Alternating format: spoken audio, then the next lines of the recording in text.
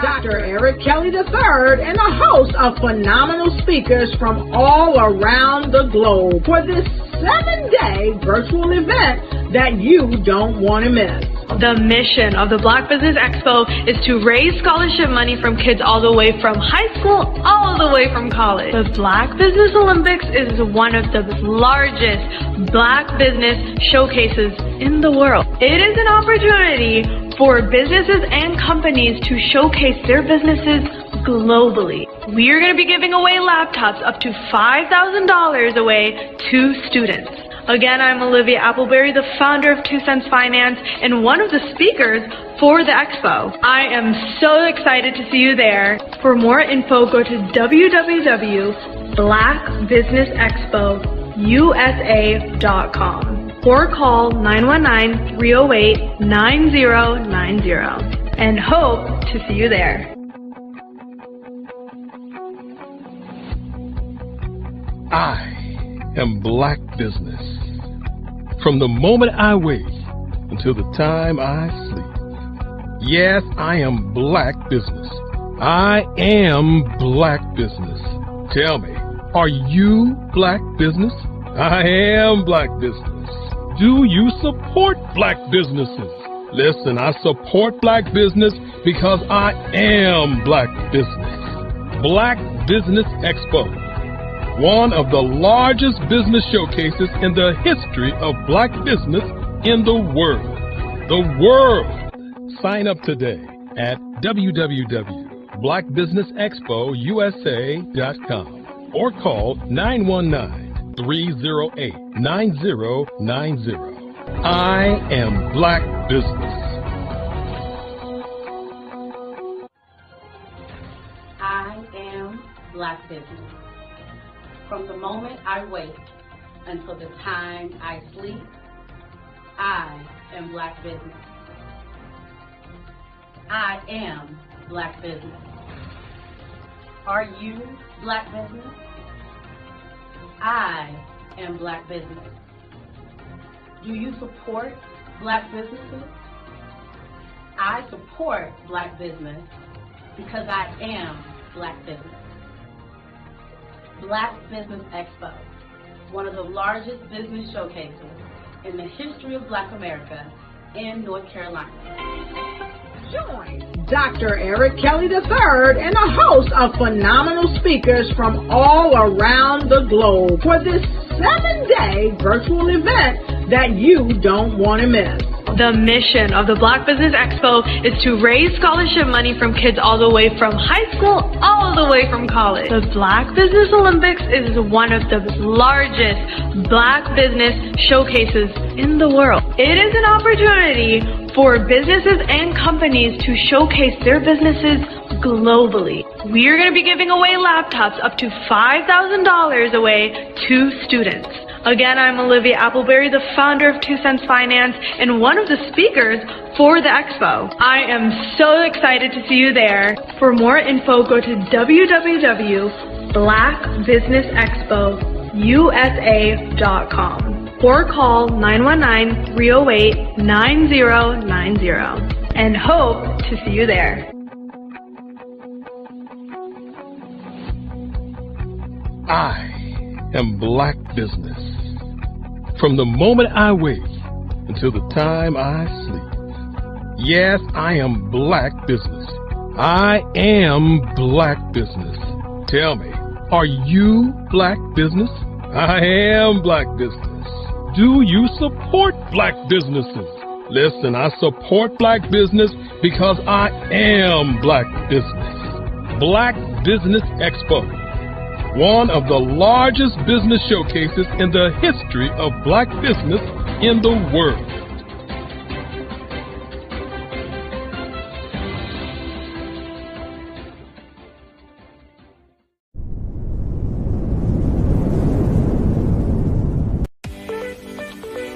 You are in the right place at the right time.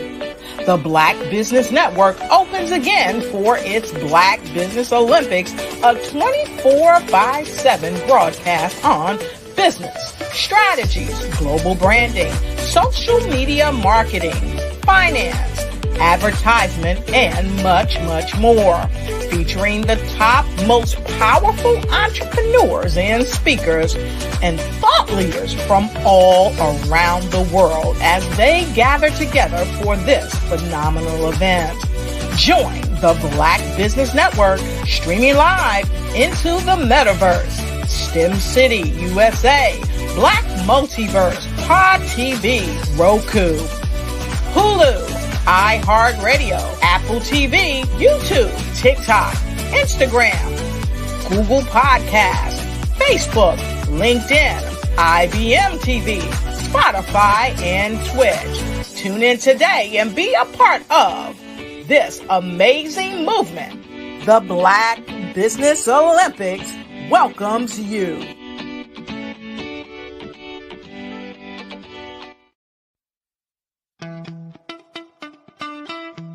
How many times have you been asked to help someone you didn't even know, a student, a business entrepreneur, or did you ever even ask, where did they end up?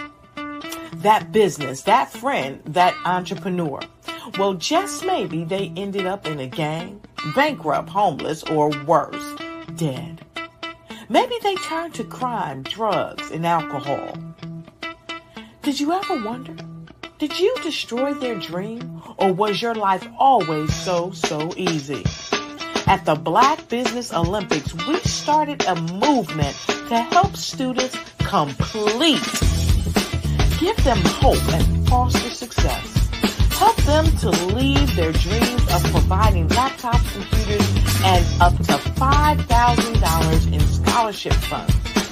Today, we ask you to help a student, a business owner, or an entrepreneur to realize their dream by sponsoring them, supporting them, and buying from them. Consider this. With $1.6 trillion in our Black community, we only ask for a small donation for our students, our businesses, and our entrepreneurs. And you can change a life today. So I ask you, what are you going to do? Sit on the sidelines and watch our students in high school be leaders, miss out on their dreams from lack of resources? Or are you going to donate to the movement and change their future and yours as well? Give us a call today at 919-308-9090. Change their life by investing with action to the Black Business Olympic Fund. The Black Business Olympics, one of the largest business showcases of Black business in the history of the world.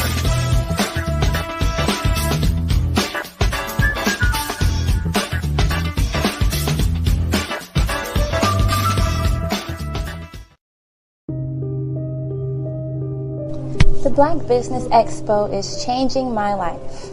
This year, they are giving away laptops and even $5,000 in cash to students just like me. I'm Alexis, and I want to go to college to fulfill my dream of becoming an entrepreneur. Help the Black Business Expo going to www.blackbusinessexpousa.com and also becoming a vendor, a sponsor, or donating.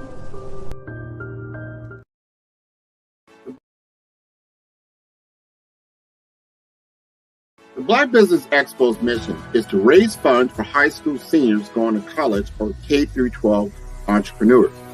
This expo is a fundraiser for students. Please, you may go to www.blackbusinessexpousa.com to donate to the scholarship fund or use the Cash App at $BBXUSA. Our goal is to give laptops and up to $5,000 to 10 students. Students can register online at www.blackbusinessexpousa.com. Every dollar counts. Please donate to the Black Business Expo USA Scholarship Fund.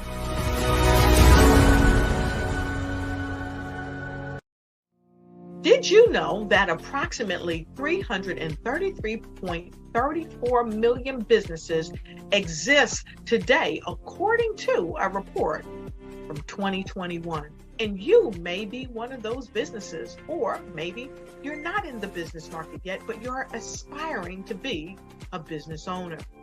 Well, guess what? You're in the right place at the right time. Because let's face it, everything is about timing and opportunity.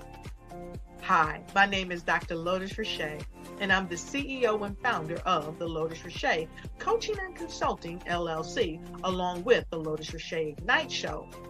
15 minutes of success with Dr. Lotus Richey, as well as books to boom your business and bring who you are. And today, I want to bring this amazing message to you about the Black Business Network and the Black Business Olympics.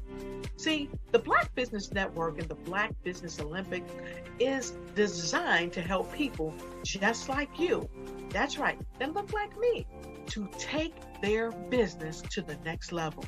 Not just in your front yard or your backyard, but globally. The Black Business Network and Black Business Olympics is designed not to just help you survive, but to help you thrive. So join us today as we come together with businesses all around the world to support our students, our children, our young teens, our young entrepreneurs. What we do is we come together to help raise funds for students who are aspiring to be business entrepreneurs, who are aspiring and who are thriving in college. We endow them with a wonderful opportunity to gain scholarships of either a laptop or several thousands of dollars.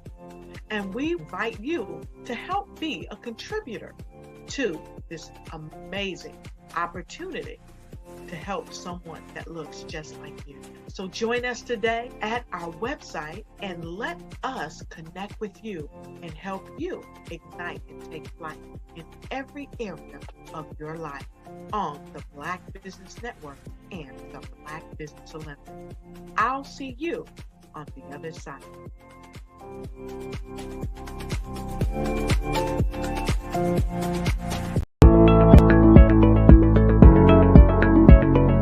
Prepare for what's coming and dominate in economic winter. Stand strong and thrive by showcasing your great products and services globally through the Black Business Network and Black Business Olympics. The Black Business Network has showcased over 2,000 companies with over $7 billion in sales each year. Over 10 million attendees have viewed the rebroadcast each month. Through the Black Business Olympics, unique styles of business training and mentoring are turning students into business owners and entrepreneurial warriors who will dominate in any economy.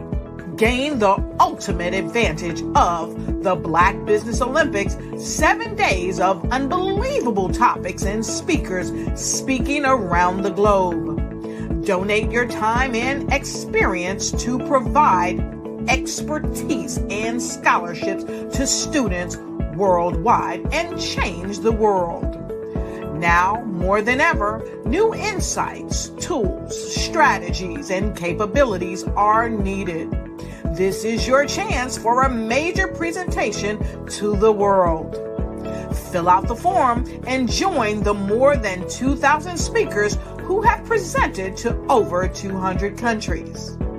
Join the Black Business Network streaming live into the Metaverse, STEM City, Black Multiverse Enterprises, Hulu, Amazon, YouTube, iHeartRadio, Apple, Facebook, LinkedIn, Pod TV, IBM TV, Spotify, and Google Podcasts. Sign up today. Spaces are limited, and we will see you there.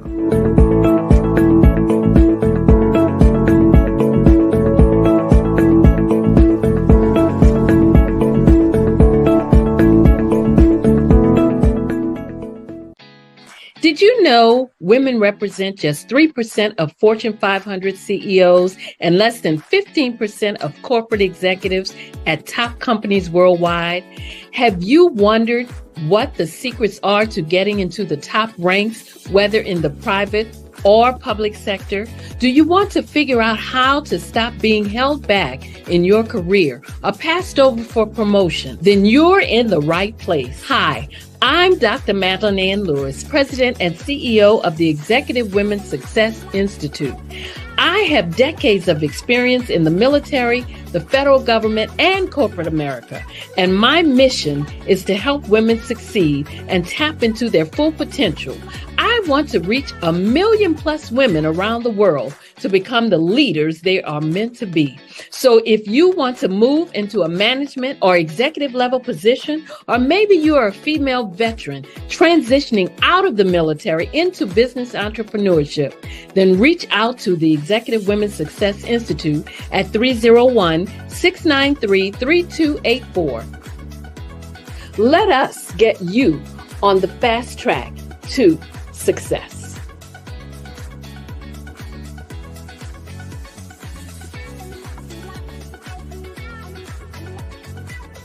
I'm Kennedy Harris. My genius is being an entrepreneur. I'm the CEO of K-Lock, a company where I develop my very own line of kids supplements. I currently market my multivitamin for kids to help combat weak immunity. During the pandemic, research has shown that having a strong immune system is key to fighting off disease. My vitamins are for kids, but adults can benefit from them as well. I'm adding a proprietary blend to my supplement line. I want to create my own blend so that I have a competitive edge in the marketplace. Staying healthy is important to me so that we live longer and have healthier lives. My website is klockproducts.com. That is K-L-O-C-K. Genius is common.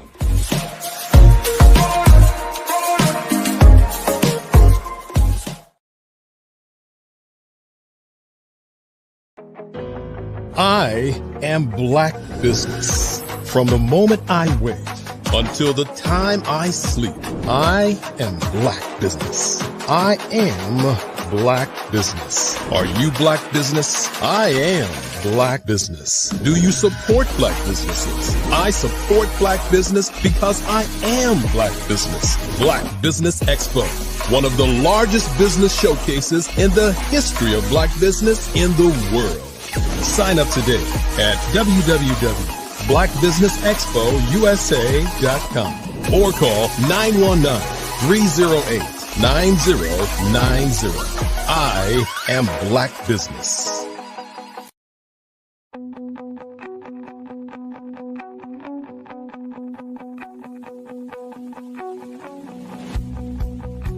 I am Black Business. From the moment I wake until the time I sleep. Yes, I am Black Business. I am Black Business. Tell me, are you Black Business? I am Black Business. Do you support Black businesses? Listen, I support Black business because I am Black Business. Black Business Expo, one of the largest business showcases in the history of Black business in the world. The world.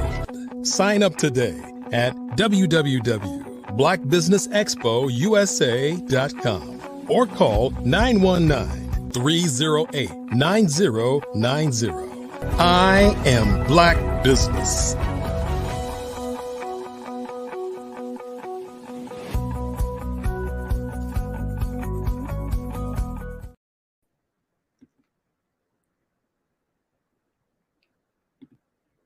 Good morning, business owners, entrepreneurs, thought leaders, and corporations. Welcome to the Black Business Network. I am Eliza Carter, emotional freedom practitioner and CEO of The Breathing Experience. Visit us at thebreathingexperience.com. I am your anchor this morning on the Black Business Network. The Black Business Network is a 24-hour business network showcasing Black businesses, business owners, entrepreneurs, and thought leaders worldwide. We have speakers from North Carolina, London, Singapore, Africa, Japan, and cities all over the United States. The Black Business Network is a global community sharing its business knowledge to empower, inspire, and educate businesses, about business. Our next and first speaker for the day is Bishop Darrell Anderson, the state of Black business. He is a seasoned lead pastor, jail and hospice chaplain, and bishop with over 20 years experience of increasing responsibility and congregational leadership. Committed to leading individuals through interfaith beliefs, engaging the community in missionary work and faith-based outreach, and devising strategies to sustain long-term operational goals. Expertise in spiritual counseling, education, and mentorship. Understanding grief and bereavement process to work with families, patients, and co-workers. Proven success in advancing church goals and working with all faith case groups in the community. Interfaith memorial services and worship. Attended the Center for Chaplaincy and Clinical Pastoral Education at the Care and Counseling Center of Georgia. We welcome today to you, Bishop Darrell Anderson. Welcome. And how are you today, sir? Good morning. How are you doing today? I am fantastic. Thank you. Good. Awesome. Jean, comment, and I will see you on the other side. Good morning. Good morning, everyone. Again, good morning, everyone who will be viewing this broadcast. I am, again, as always, so delighted to be here with the CEO and my good friend, my brother, not only in God, but in Christ, but also my brother as growing up together. Not my blood brother, but we just as closest brothers. So thank him, Dr. Eric Kelly, the third. You know him when you can put that third on there. So I'm glad that he have reached out again to me to be part of this Black Business Network. I think we've been doing this within the last 10 years. Periodically, he would bring me on, and he's doing an awesome and amazing job to help the youth, not only in the state of North Carolina, but worldwide. And I'm happy again and delighted to be here, part of this. I am here to open up this morning session. It being Sunday morning, we'll open up with prayer, and then we'll go into my assignment, what he have asked me to do. Father God, we thank you again for this day. We thank you for this Black Business Network and the outreach that is going forth to reach those, God, who have been inspired by you to open their business, to be part of a business, but not only that, to get the education and the awareness to reach out into communities and to give back to those who unfortunately can't just be provided by themselves, but need all of us to reach out and grab each other's hand to lift each other up. So God, I thank you now. We ask that you bless this business, bless the mind, give them wisdom, give them peace, and most of all, God, give us understanding in all that we're doing. In Jesus' name we pray. Amen.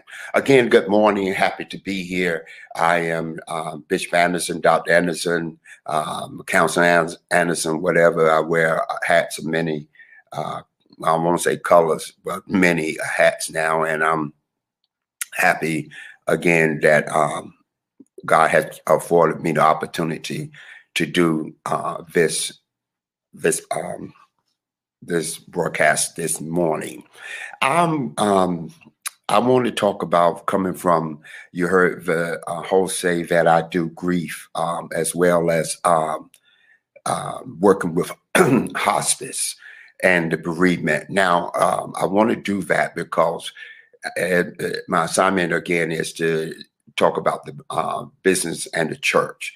And I say many times when I come on any kind of network like this, as we reach many people, that one of the things that those of us in the church, whatever the denomination is or whatever your faith is, don't want to understand that there is a business part to the church.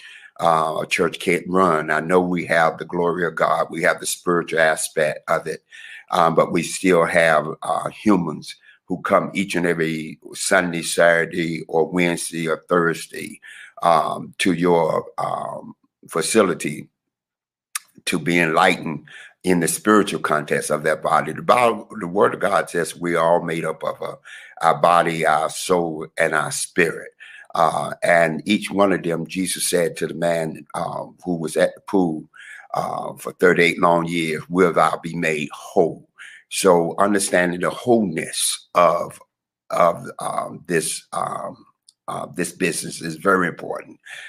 You can't be a productive CEO. You can't be a productive worker if you're not whole each and every day you come into our facilities, whatever your job description is or whatever title you hold. Because if you're not whole, then those around you can feel your pain, feel your grief, or feel that what you're going through. And it happens very rarely in the churches because from the business point, each and every day, every Sunday, when a person comes into that church, they're carrying baggage. And many times we as pastors or those of us in leadership, we trying to reach the spiritual part. But some people are not only just spiritually hurting, but they are emotionally hurting. And if you're putting the wrong medicine to the wrong part of the issue, then it's going to hurt you. And then in long term, we're talking about business is going to hurt your business. It's going to hurt the church. You can have a great spiritual uplifting, uprising on Sunday morning. But then come Monday, Tuesday, Wednesday, your church phone is ringing. The pastors have to go here, there to settle arguments, settle those who have lost loved ones, those who are going through different situations. So I want to kind of dab into that just a little bit. And because of from the hospice point, dealing with bereavement. I am as well as a bereavement coordinator.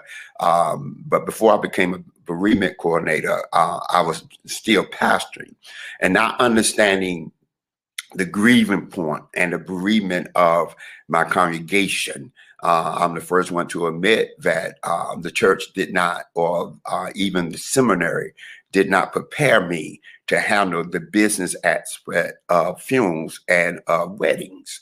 And a lot of people, or a lot of congregation think that just because I belong to a church, that my pastor should be a great counselor, or my pastor should be able to handle the business point of a funeral. Or if I lose someone in my life, then I want my church to be there for me.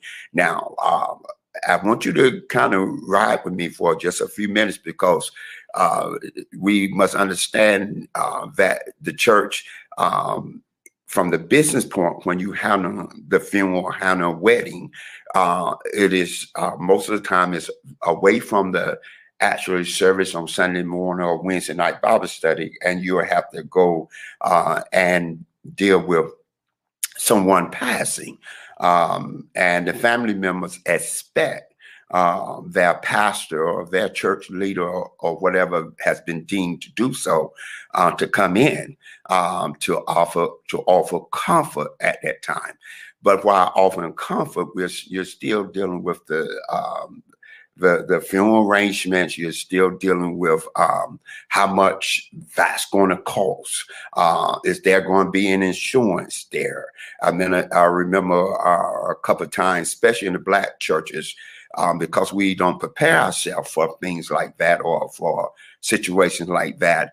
A lot of times when our loved one pass, we are coming to the church and saying, could pastor, can you take up money to help me bury my mother or bury my family member or someone that I love? And the church, if they don't have an excess there, and even if they do, if it's not already allocated to do that kind of work, from a business point, understand that's still business. You just can't go in, take money and allocate it and move it around just because someone is grieving or someone is hurting. And because of that, many of us have left out of the confinements of the church, or we felt like the church was not there for us, or we felt like the pastor didn't do what he or she was supposed to do at the time. And it really leaves a void or emptiness in us where some have even said that I'm not going back to church anymore. I'm not going to attend any church because the church failed me. Now let's look in the perspective the same way. If you go into a shop, or for those who have come on the Black Business Network all week long, if you go there and you expect something from that business, and then it doesn't produce, the first thing many of us would say, well, I'm not attending that business anymore. I'm not going to go to that business anymore because this is what I thought that the business was going to come forth and bring forth and help me out, or I'll be able to purchase this or be able to do this. And now it's not there. And so I'm not going to attend that, be part of that, or go there. That's the same way of the church. If I already come in with a preconceived notion that if someone passed in my family, one of my loved ones, even if I'm not attending that church, but grandma or bit mama, the Black family, we say bit mama. If they attended the church, then why not? They're there to give me funds to help me. If I pay my tithes, if I have given donation to the church, then it seems like that church should be there for me. That ministry should be there for me and help me through this process. Now, let's understand some things here. Most churches are not set up, especially in the Black community, unless they are changing a lot. Not saying all churches are there.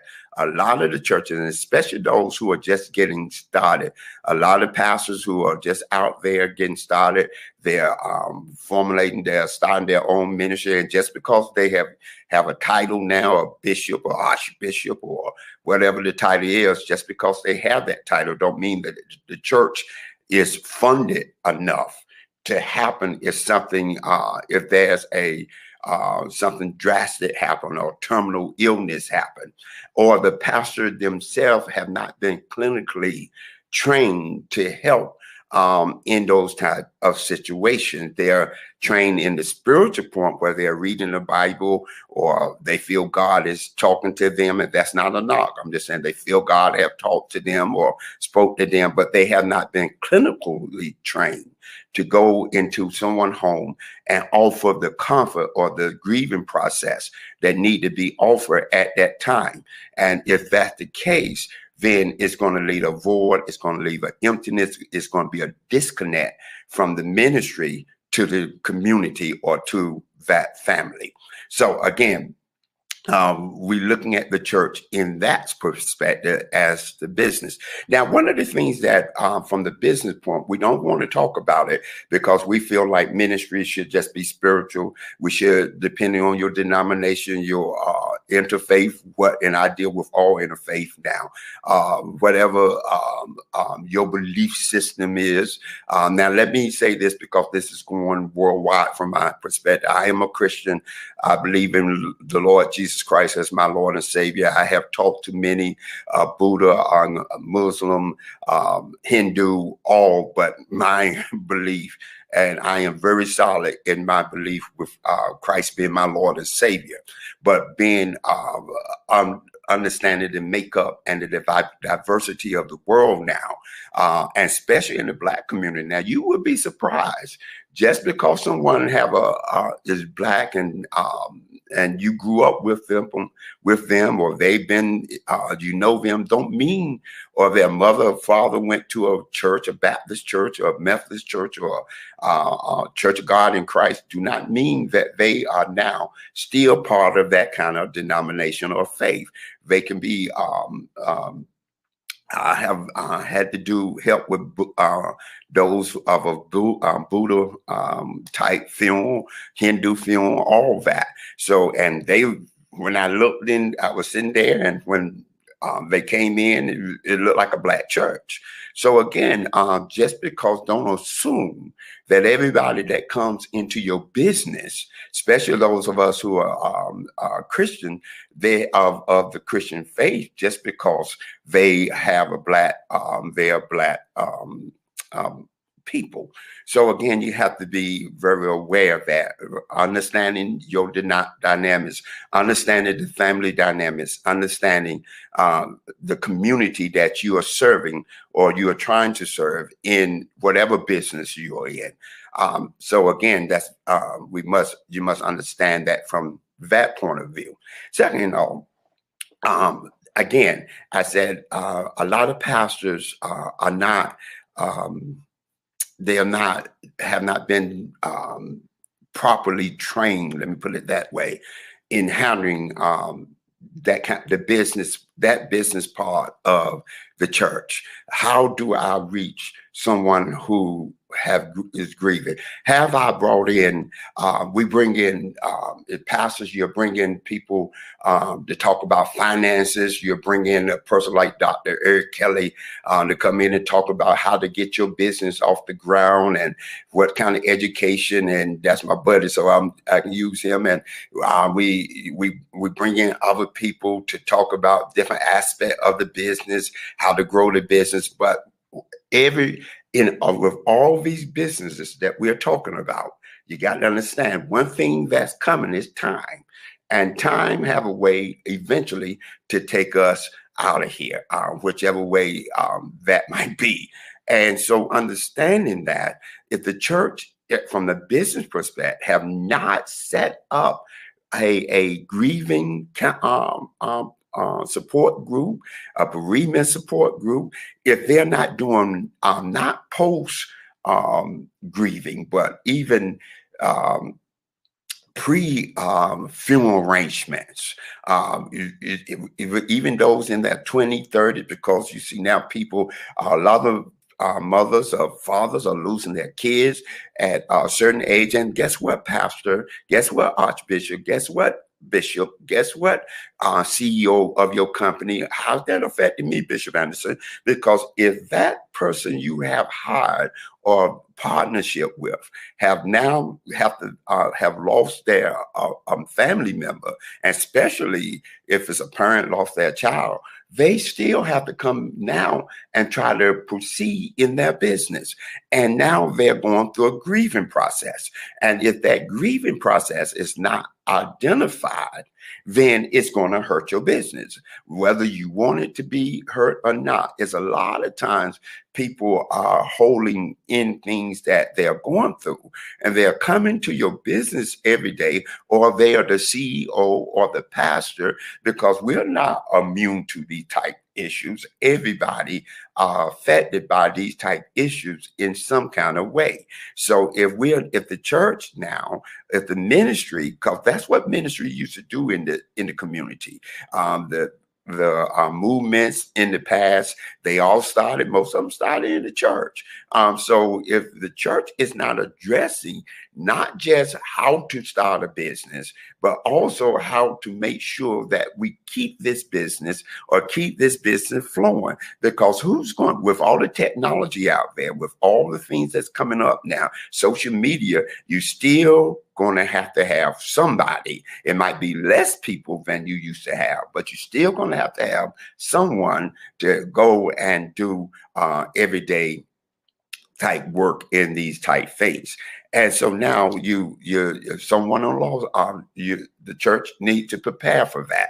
We need to understand grief counseling. We must understand, bring in insurance type people. We must understand if mama is in a rest home, what is Medicare? What is Medicaid? I know these are terms that we don't want to hear about, because it seems like that you're getting older, and I don't want to deal with Medicaid right now or Medicare. But maybe you're not old enough, but you're taking care of a mother. You are a caregiver. You're taking care of your mother. You're taking care of your father. You're taking care of your children. Somebody is declining, and you're still trying to run your business, and have to go home and make sure mom is eating, or maybe mom has now been diagnosed with dementia, Alzheimer, or cancer, or some kind of terminal type illness that eventually will take her out. We can pray. You can bring the pastor over to pray, bring those around the church to pray, and but the results that in that prayer is not always what we seem to pray for. We pray that mama get healed. We know that God is a healer, but yet mama still pass away. And you are the caregiver. We have to deal with those of us who might have siblings. And at that time, a mom or dad or somebody have been diagnosed with a terminal illness, and now the CEO, and any CEO would tell you, I don't care what the business is, that you have you don't work less because you're the CEO. So don't have that mindset. You don't work less because you're the pastor. You think you're the pastor that people just automatically just gonna fall in line and pick up your business and just carry it for you. No, we know the book of Habakkuk tell us to write the vision, make it plain. We don't write it like we used to no more. We just put it on our social media tablets, or we speak it. But the Bible, the word of God said we have to write the vision, make it plain, that people can see it and read it and run with it.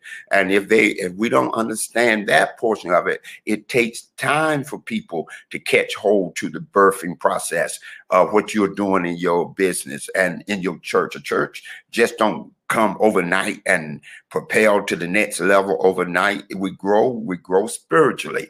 And in doing so, some people come and some people go. And a lot of times the people who started off with you are not going to be there when you finally get to where you think you should be. But in the meanwhile, while you're growing that business, while you're doing that ministry, while you're doing those type things, you're not immune to what's going to happen in your family.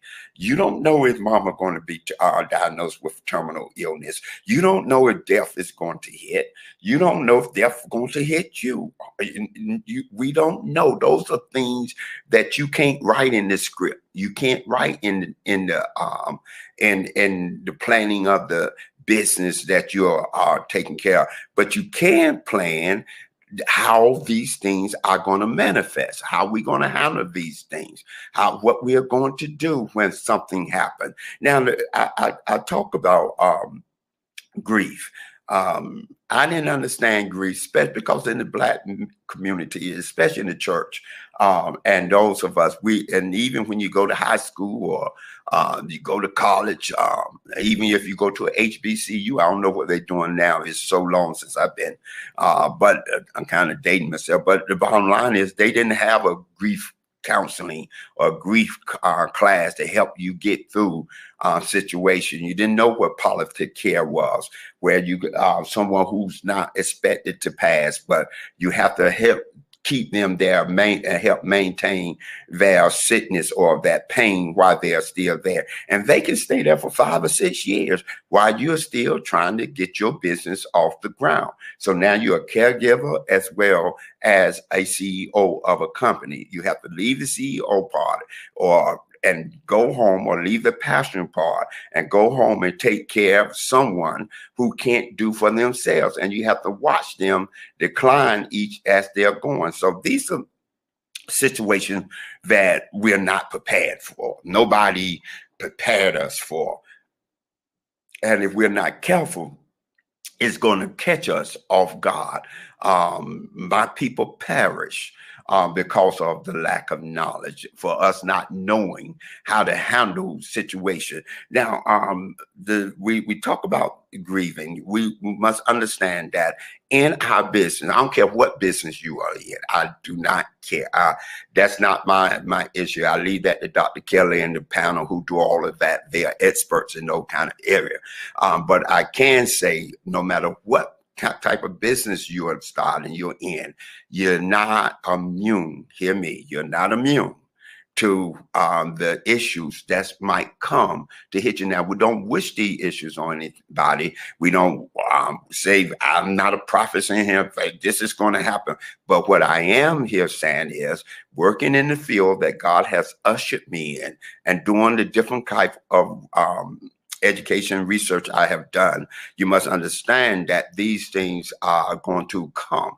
One day in everybody's life, everybody going to experience some kind of death of someone they love, and to help try to get through that and keep going through, and yet still try to keep our pastoralship going, our business ship, whatever our business going, is very important. And there's 5 stages of grief that we talk about each and every time we talk about. One is the first one they talk about is denial. A person always get into a spot where we say, no, Lord, not us, not me. I remember talking to people who have with so much going on, killing in the Black community with young people. I talk to mothers and fathers and ones who say, Pastor, Bishop, no, this can't be. This can't be. What did I do wrong? What happened? What happened? Why did this happen to my family? My brother, my boy was going to a good school. He was trying to start his own business. Already had seen the process he was going through, and yet here comes something, or if it's not just gun violence, it could be a sickness of someone in your family, but that denial happened. Now, Bishop, why are you going through this? Because again, this do not stop you if you're trying to move your business. This is still something you got to deal with while you're yet trying to operate and get all these accolades that you want to get. These are the same things you're going to have to deal with. So the first one, like I said, is denial. We go through this denial. This can't be. This can't happen. Mama gone. I need mama. Why mama not here? Boy, I could be much better. I wish mama was here to see what I'm doing. Wish daddy was here. Wish this would have happened. And so it's like a shock phenomena that happens to us. Again, Bishop, this emotional part of us. We're coming to work. We're coming to our place of business. We're being on our conference calls, but inside of us, we're just in a shock. We're just like, my God, I got to deal with this. I got to handle this. She didn't have no insurance. We didn't have who's going to pick up the body from if they're in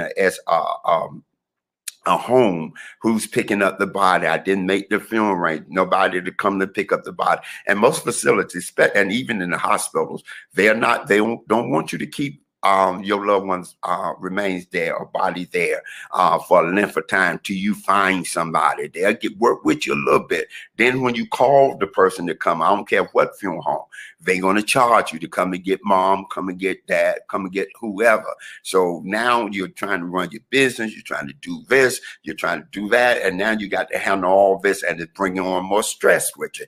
Then we must understand, the second is guilt. We start denying, talking about guilt. Man, I should have got this together. I should have talked to her. I should have said how much I love her. I should have done this. And we go to the I should have. I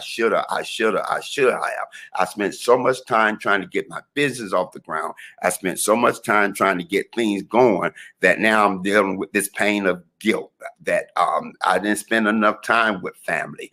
And if we do not know how to walk that line of getting our business, being a CEO, because when we become that CEO, man, we feel like we invincible, that we can do all things through Christ Jesus. We can do everything. We can be the best mama, the best daddy, to come home, cook, come do this and do that. And I got my best, not knowing that we're lacking in some areas. We're doing some things because we take on the notion that everything and everybody going to still be around us when we reach that pinnacle that we're trying to reach. And not all the time, like I said, some of the folks that which, and most of the time, it's not the people of your enemy that you say, well, I'm glad God moved them out of their life. It might be some people you love, some people you really love who pass away before you reach that place that you want to be. But you spent most of your time, you didn't take time to love on them. You didn't take time to go on vacation with them. And now you got enough money, you got all of this, but the person that you want to share with is not there anymore. Divorce might have happened. Anything can come. So we go through the pain and guilt. We go through anger. And we try to bargain with God. God, if you just heal Mama, I'm going to pray every day. I promise God, I'm going to give back some of the business to the church. I'm going to pay my tithes. I'm going to do this, God. I'm going to go to church more. I'm just going to do what I need to do, God, to get this thing back together. God, don't let Mom die. Don't let Dad die. Don't let brother die. God, please, God, whatever do, God, I promise I'll be a better person. I'll be a better vet. I won't spend so much time doing at the job. I won't spend so much time in school. I won't do all this. I'll be a better wife. I'll be a better husband. So we go through the bargaining thing. Now, God, again, these are the same folks in the church coming every day in the church that pastor is trying to preach to, but they already have this wall up. This emotional turmoil is going through. These are the same folks that you're trying to come and do your business with, that you want. So we want them to handle the business part. Can you come and do this? Can you come and do that? Not recognizing that sometimes people are not emotionally equipped. They might be mentally ready. Educationally ready and be a great person, educated, but right now they're having a breakdown. And if you don't recognize that, and which many of us don't, because we are so busy trying to get stuff off the ground, get things moving, we want to keep the train, and we want to pull this train out of the station and get it rolling, and not understanding that the passengers that we're asking to come along with us are not emotionally ready. If they went through a divorce, if they're going through some kind of relationship situation, the business part is going good. We getting this up, but you have a husband now or wife who's not there with you. They're not trying to back you, or you have a person in your life. You might not be married, but you started off good. They started off saying they want you there. They're going to be there with you, but now they did a whole 360 on you and say, no, you're spending too much time here. Jealousy is hitting up because you have to deal with somebody in the business, opposite sex, in the church, or opposite sex, and that companion you have is not understanding that. So all these things are crippling the emotional aspect of your business. And if that's not good, will thou be made whole? Secondly, we in grieving, you deal with the depression. We have clinical depression where we actually someone go to the doctor or psychiatrist or what, and you begin on medication. And a lot of times people in business, they are going through a clinical depression. But then we have our little depression that caused by us losing someone, something, or maybe the first business you started failed, and you have the wall up where this time, I don't know, I'm not going to put myself out there like that. I'm going to isolate myself. I'm not going to let people around me. I'm not going to allow people to come into my world like this anymore because what I experienced the last time. So all of these things, we're going through that depression, and depression can go into loneliness. So I see that, and my time is up. But again, I just thank you for allowing me to come on, and we're going to turn it back over to Ms. Carter. Bishop, thank you so very much. The key areas that you hit today are so vitally important. As you know, the stress, not handling the bereavement because we've not properly prepared for what's to come, and this is a big issue, as we know, in the Black community, and we've got to get this thing straight, got to get some insurance, and get educated so we can educate the others, like our children, those who are up and coming leaders. So thank you for your sacrifice of time today. We're so grateful to always have you on the Black Business Network. Genius is common, and I'll see you on the other side. And thank you so much. Thank Dr. Kelly and all of those of that team. Y'all have a great day. You too. You're very welcome. The Black Business Expo's mission is to raise funds for high school seniors going to college or K through 12 entrepreneurs. This expo is a fundraiser for students. You may go now to www.blackbusinessexpousa.com to donate to the scholarship fund or use Cash App that's on the screen below. Say with me now, $BBXUSA. Go there and donate. Our goal is to give laptops and up to $5,000 to 10 students. Students can register now online at www.blackbusinessexpousa.com. Every dollar counts. So we want to remind you to donate to the scholarship fund now. We want to thank our Black Business Expo USA sponsors for August of 2023. We have NC100, Moody Capital Partners, Suede Soul, Lotus Richey Coaching and Training, Carolina, Virginia Minority Supplier Development Council, Step Management, BHS and Associates, Margie McLean Foundation, Inc., Genius is Common Movement, Earth Essentials, Mullane Shawnee Global, Executive Women's Success Institute, The Quality Coaching Company, Superwoman Business Services, Creative Force Studios, Lee Entertainment, Artistic at Design, and yours truly, The Breathing Experience, Black Business Expo USA, Genius is Common, and I'll see you on the other side. Hello, my name is Kiasi Helm, and I'm 14 years old. I think my genius would probably have to be setting goals and achieving them. I say this because ever since I was young, I always wanted to be an author, and at age 11, I ended up achieving this. But not only did I end up becoming an author, I ended up becoming a public speaker, a publisher, a business owner, all these great things. The name of my business is Written by Kids Publishing Company. I decided to start this company because I thought it was important for me to help kids my age express themselves through literacy and just achieve their own goals. Because to me, achieving goals is the best thing in the world to feel. It's you just achieving things and aspirations that you set for yourself.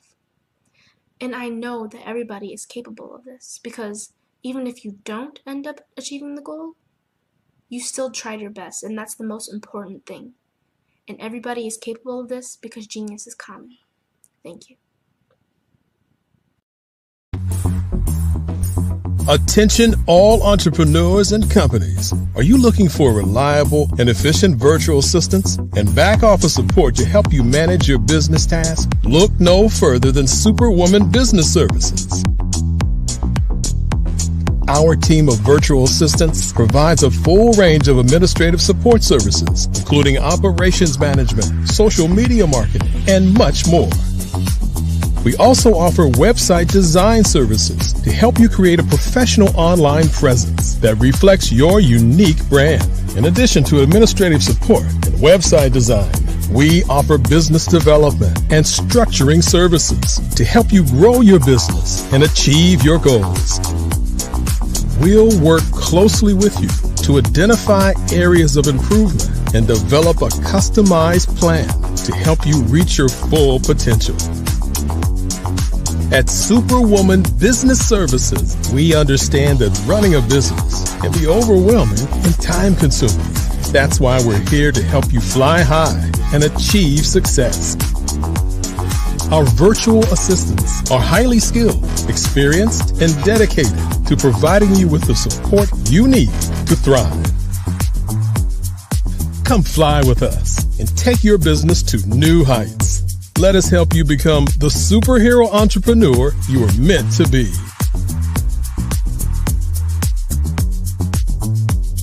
Contact Superwoman Business Services today to learn more about our back office support services. Come fly with us and take your business to new heights.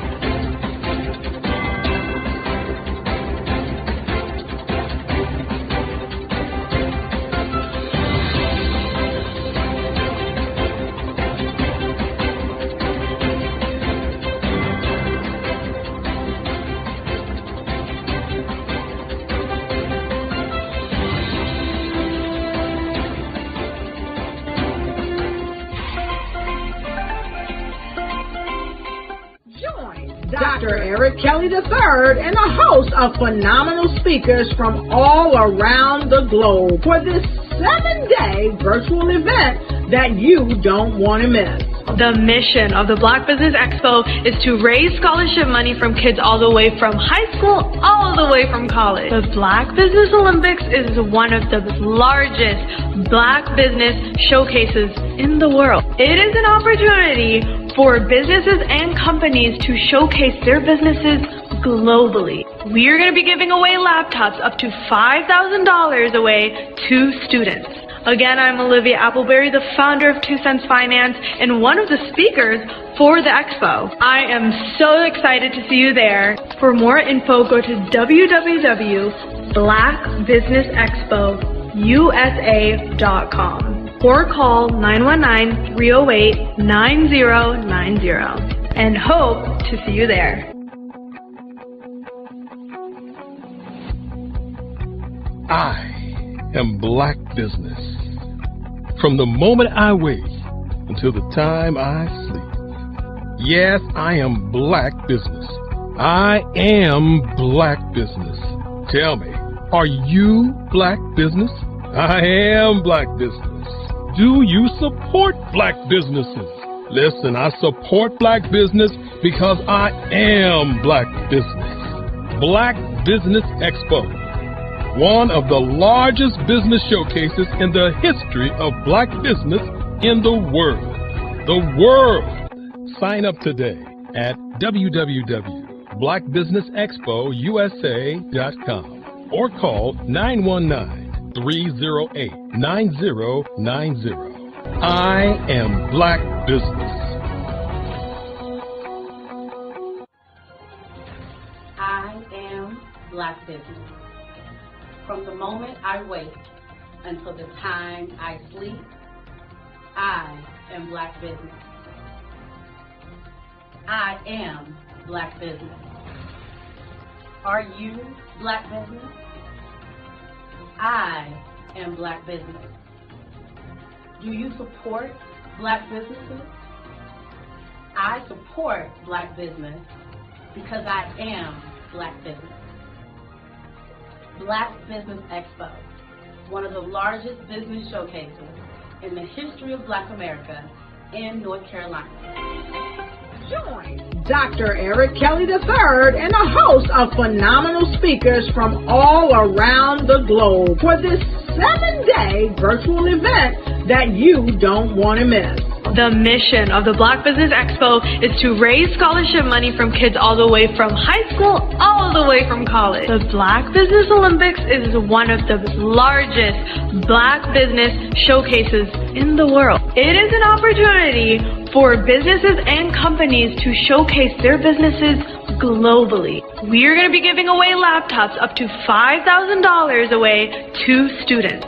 Again, I'm Olivia Appleberry, the founder of 2 Cents Finance and one of the speakers for the expo. I am so excited to see you there. For more info, go to www.blackbusinessexpousa.com or call 919-308-9090 and hope to see you there. I am Black Business. From the moment I wake until the time I sleep. Yes, I am Black Business. I am Black Business. Tell me, are you Black Business? I am Black Business. Do you support Black businesses? Listen, I support Black business because I am Black Business. Black Business Expo, one of the largest business showcases in the history of Black business in the world.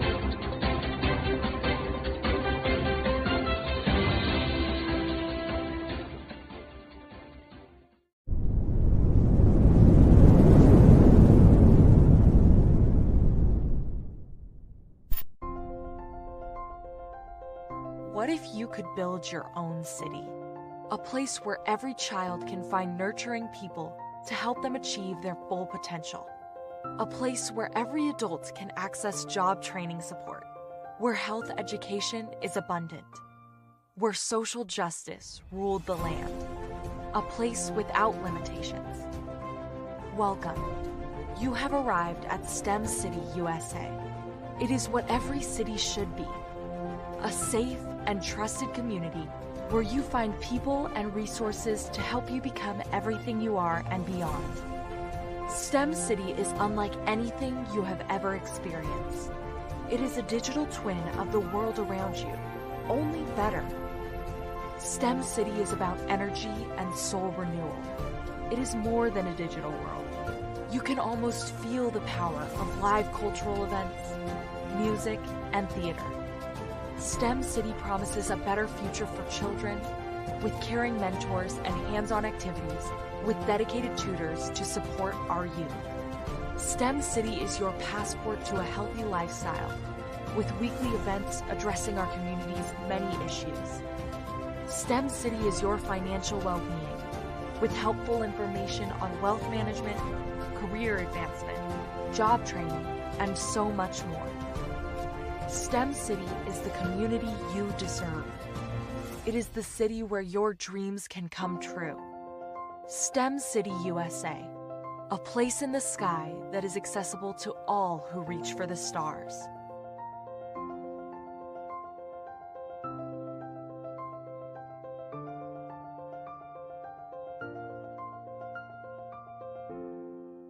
I'd like you to imagine with me, if you will, opening an app where you can collaborate with like-minded individuals from around the world, get inspiration and in-app tools to launch and grow your business, as well as share your knowledge and earn compensation, all in one app.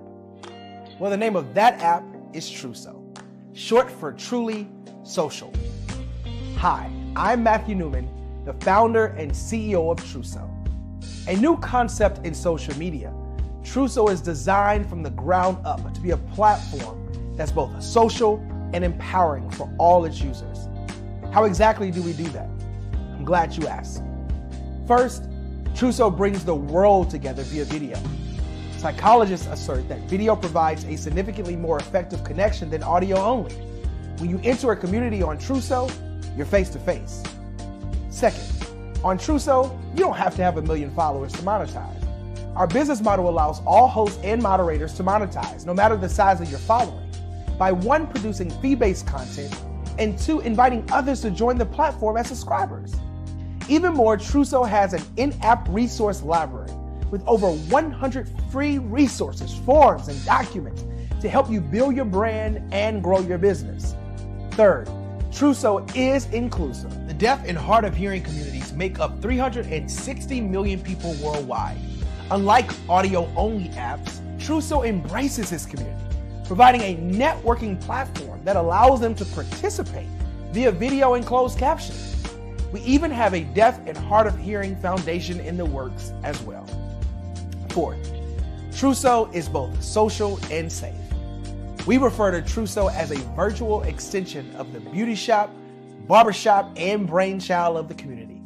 A place where there's laughter, along with wisdom, growth-oriented conversation, and genuine connections in a safe space. Trousseau even has proprietary security to ensure we maintain a safe environment for everyone.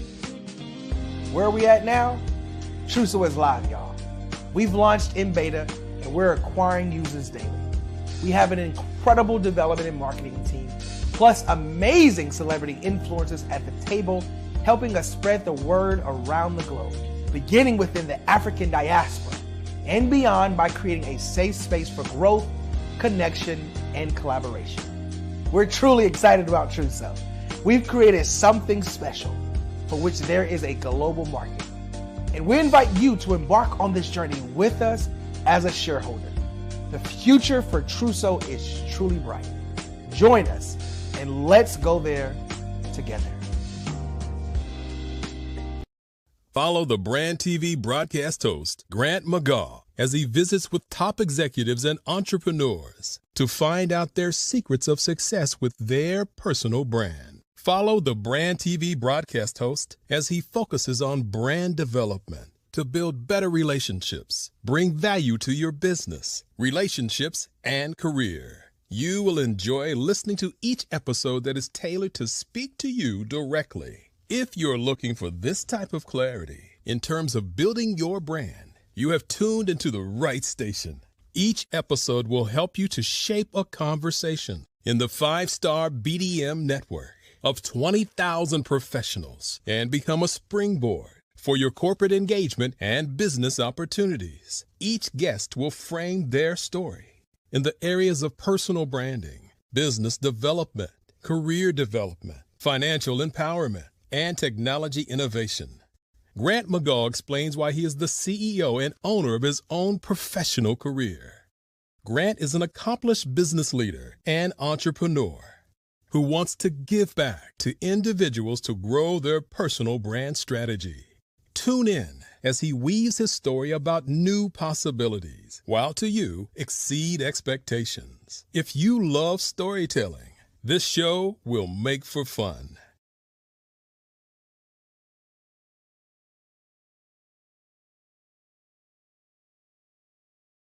Phenomenal Tanya T. Wise, who is here from the great state of Maryland. Tanya, welcome and thank you for being with us today. Can you indulge our audience a little bit and tell them just a little bit more about who you are and what it is that you do? Well, I love being able to talk to people and have a magnetic attitude, being able to just show them. So I always like to say, level up is Coach at Tanya T. Wise here. So can you tell our audience, just give them a teaser about what your presentation will be about? So my philosophy is that we should all be living our dream life. So tomorrow I'm going to talk about how you start living your dream life. What are some of the things that you thought about in your childhood that you just kind of let go and dormant? Wow. And I want to reignite that and just give you some pointers and some tips, some tools, some strategies to be able to start living your best life now. And guess what, Wanda? And leave an inheritance for your legacy. Oh my goodness. Okay, I know that's resonating with a lot of people. I've heard that you have a dynamic coaching program. Can you tell us a little bit more about that? Absolutely. So our coaching program help people that have the lack of time, that lack strategies, and lack the confidence to go after their dream life. So we help them implement tools, we help them implement strategies, as well as give them resources so that they can live their best life now and leave that inheritance. Wow. Oh, I love that. I love the leave the inheritance part. Listen, you are dropping some major nuggets, and I know a lot of what you're saying is resonating with a lot of people, but I think we're all curious. How did you even make this transition into the speaking and coaching arena? What's the story behind this? So I started out in finance, and I realized that a lot of people don't necessarily go after their dream life because of the lack of finances or the education behind finances. But it wasn't until I lost my firstborn, my only son, that life changed for me. And where I was going after it all, living the corporate life, hit my 6-figure income and living in my dream house with my dream man, driving my dream car. I nearly lost it all when I lost my son. And so I realized it only takes one financial catastrophe that can change your entire life. That's what made me start All New Beginnings. Because no matter what's going on in life, there's a new beginning. And because of that, we develop a program called Wise Minded. My little slogan is, don't just dream it, let's live it. If they want to connect with you or work with you, what is the best ways for them to be able to do that? Well, for my social media guru, you can connect with me on every single social media platform as Tanya T. Wise.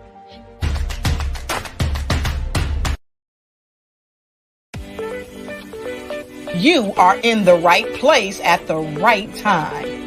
The Black Business Network opens again for its Black Business Olympics, a 24/7 broadcast on business, strategies, global branding, social media marketing, finance, advertisement, and much, much more.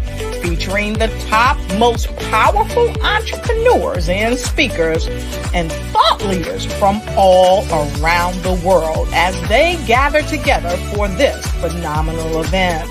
Join the Black Business Network streaming live into the metaverse, STEM City USA, Black Multiverse, Pod TV, Roku, Hulu, iHeartRadio, Apple TV, YouTube, TikTok, Instagram, Google Podcasts, Facebook, LinkedIn, IBM TV, Spotify, and Twitch.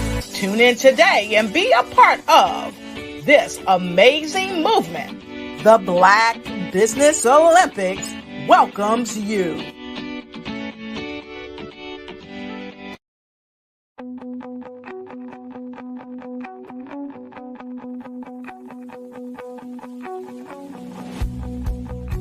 I am Black Business. From the moment I wake until the time I sleep. Yes, I am Black Business. I am Black Business. Tell me, are you Black Business? I am Black Business. Do you support Black businesses? Listen, I support Black business because I am Black Business. Black Business Expo, one of the largest business showcases in the history of Black business in the world. The world! Sign up today at www.blackbusinessexpousa.com or call 919-308-9090. I am Black Business.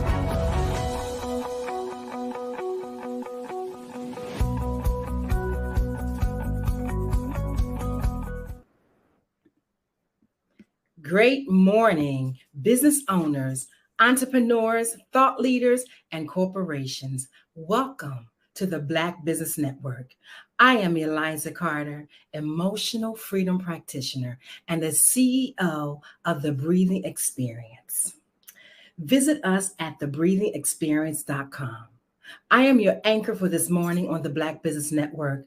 The Black Business Network is a 24-hour business network showcasing Black businesses, business owners, entrepreneurs, thought leaders worldwide.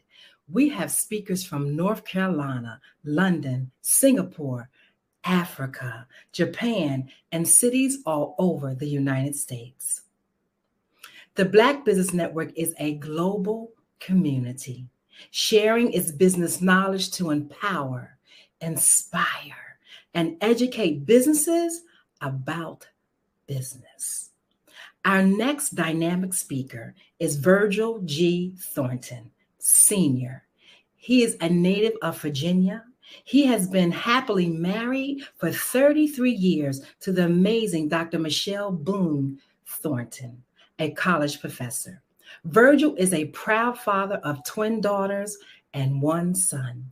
He is certified as a foster and respite care parent, a member of the Hampton Roads Committee of 200 plus men, mentoring and education, and a certified member of the John C. Maxwell Leadership, Speaking and Coaching Group. As general manager of Dodge, Infiniti, and Lexus dealerships in Alabama and Virginia, in conjunction with owning several businesses in the food service and recording industry. He has led several teams and hundreds of individuals meets and exceeds their business and personal goals. He currently serves as the president of CMV Communications LLC, which provides public speaking, leadership training, and personal development services. Welcome today, Mr. Virgil Thornton. How are you? And how are you doing, Ms. Carter? Awesome. Well, we're looking forward to hearing you. Genius is coming, and I'll see you on the other side. I'll see you on the other side. Good morning, good morning, good morning. Again, my name is Virgil Thornton, president with CMD Communicators, LLC, where we do a plethora of training and leadership development, sales training, public speaking, and personal coaching. And of course, our motto at CMV Communicators is total engagement establishes true potential. We help individuals and companies establish their true potential. We help companies by helping them to improve their internal and external customer engagements. And we also help individuals by helping them to thrive in their purpose after helping them to identify it. So today's title, if I could title it, would be Embrace the Leader Within. So what does that mean to you? Embrace the leader within. When we think of embracing, we think of hugging. So we're going to embrace what within ourselves? Apostle Paul put it this way in Romans 12:3. He advised, have a sane estimate of your capabilities. Personal capabilities, or hands, is one of the three segments that author and international lecturer, Harvard professor Ronald Hefas advocates. He says that our capacity has a lot to do with our ability to be an effective leader. And when we find out what that capacity is, then we can be a better leader. The other two segments he also speak about is called the tools and work. When speaking about tools, which we won't get too involved with, that's the power. A lot of times as leaders, we get the two kind of confused, the hands and the power. But when we think of the five levels of leadership that John Maxwell speaks about also and train us on, and that is the first level being the position leadership. That's what gives us our first level of influence and also authority. Unfortunately, a lot of leaders get at that level and they never advance to the other four levels because they're put in a position of leadership and they think that's it, where it's actually a whole lot more involved. Actually, going into the second segment of leadership, that would be the work phase of leadership.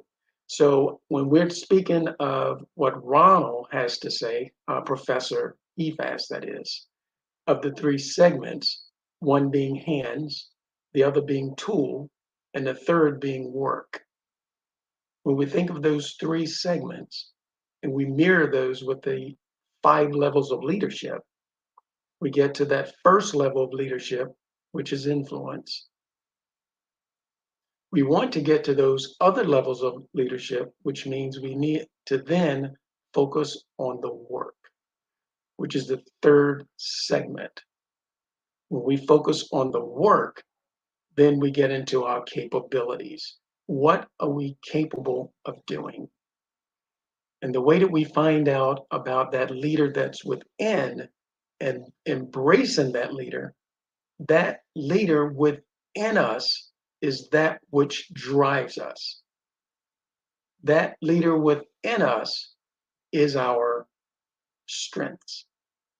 What are your strengths? At CMV Communicators, we do assessments to help people identify their strengths.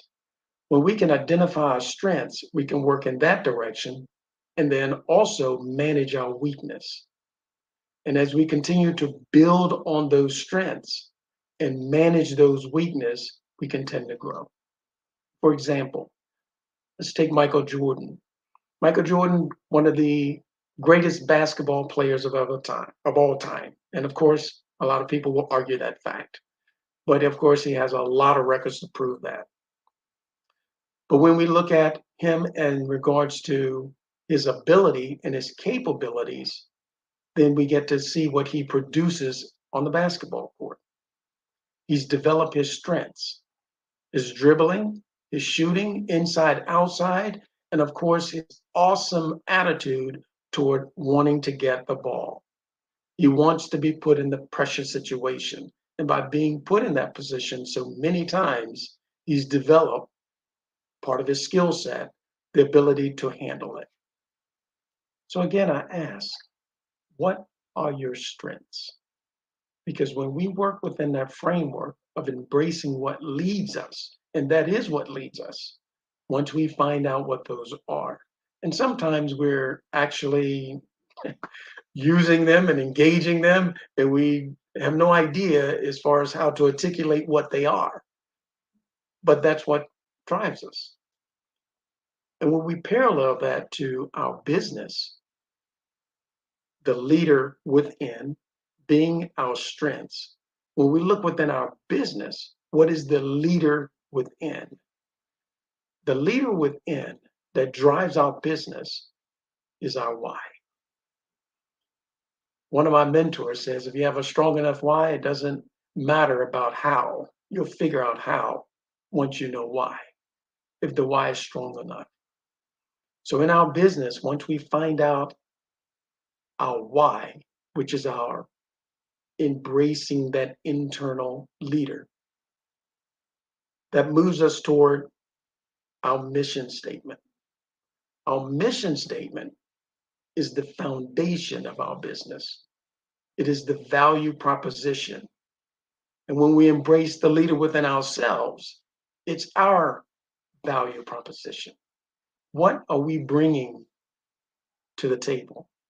What are we bringing to the market? What are we bringing to our business?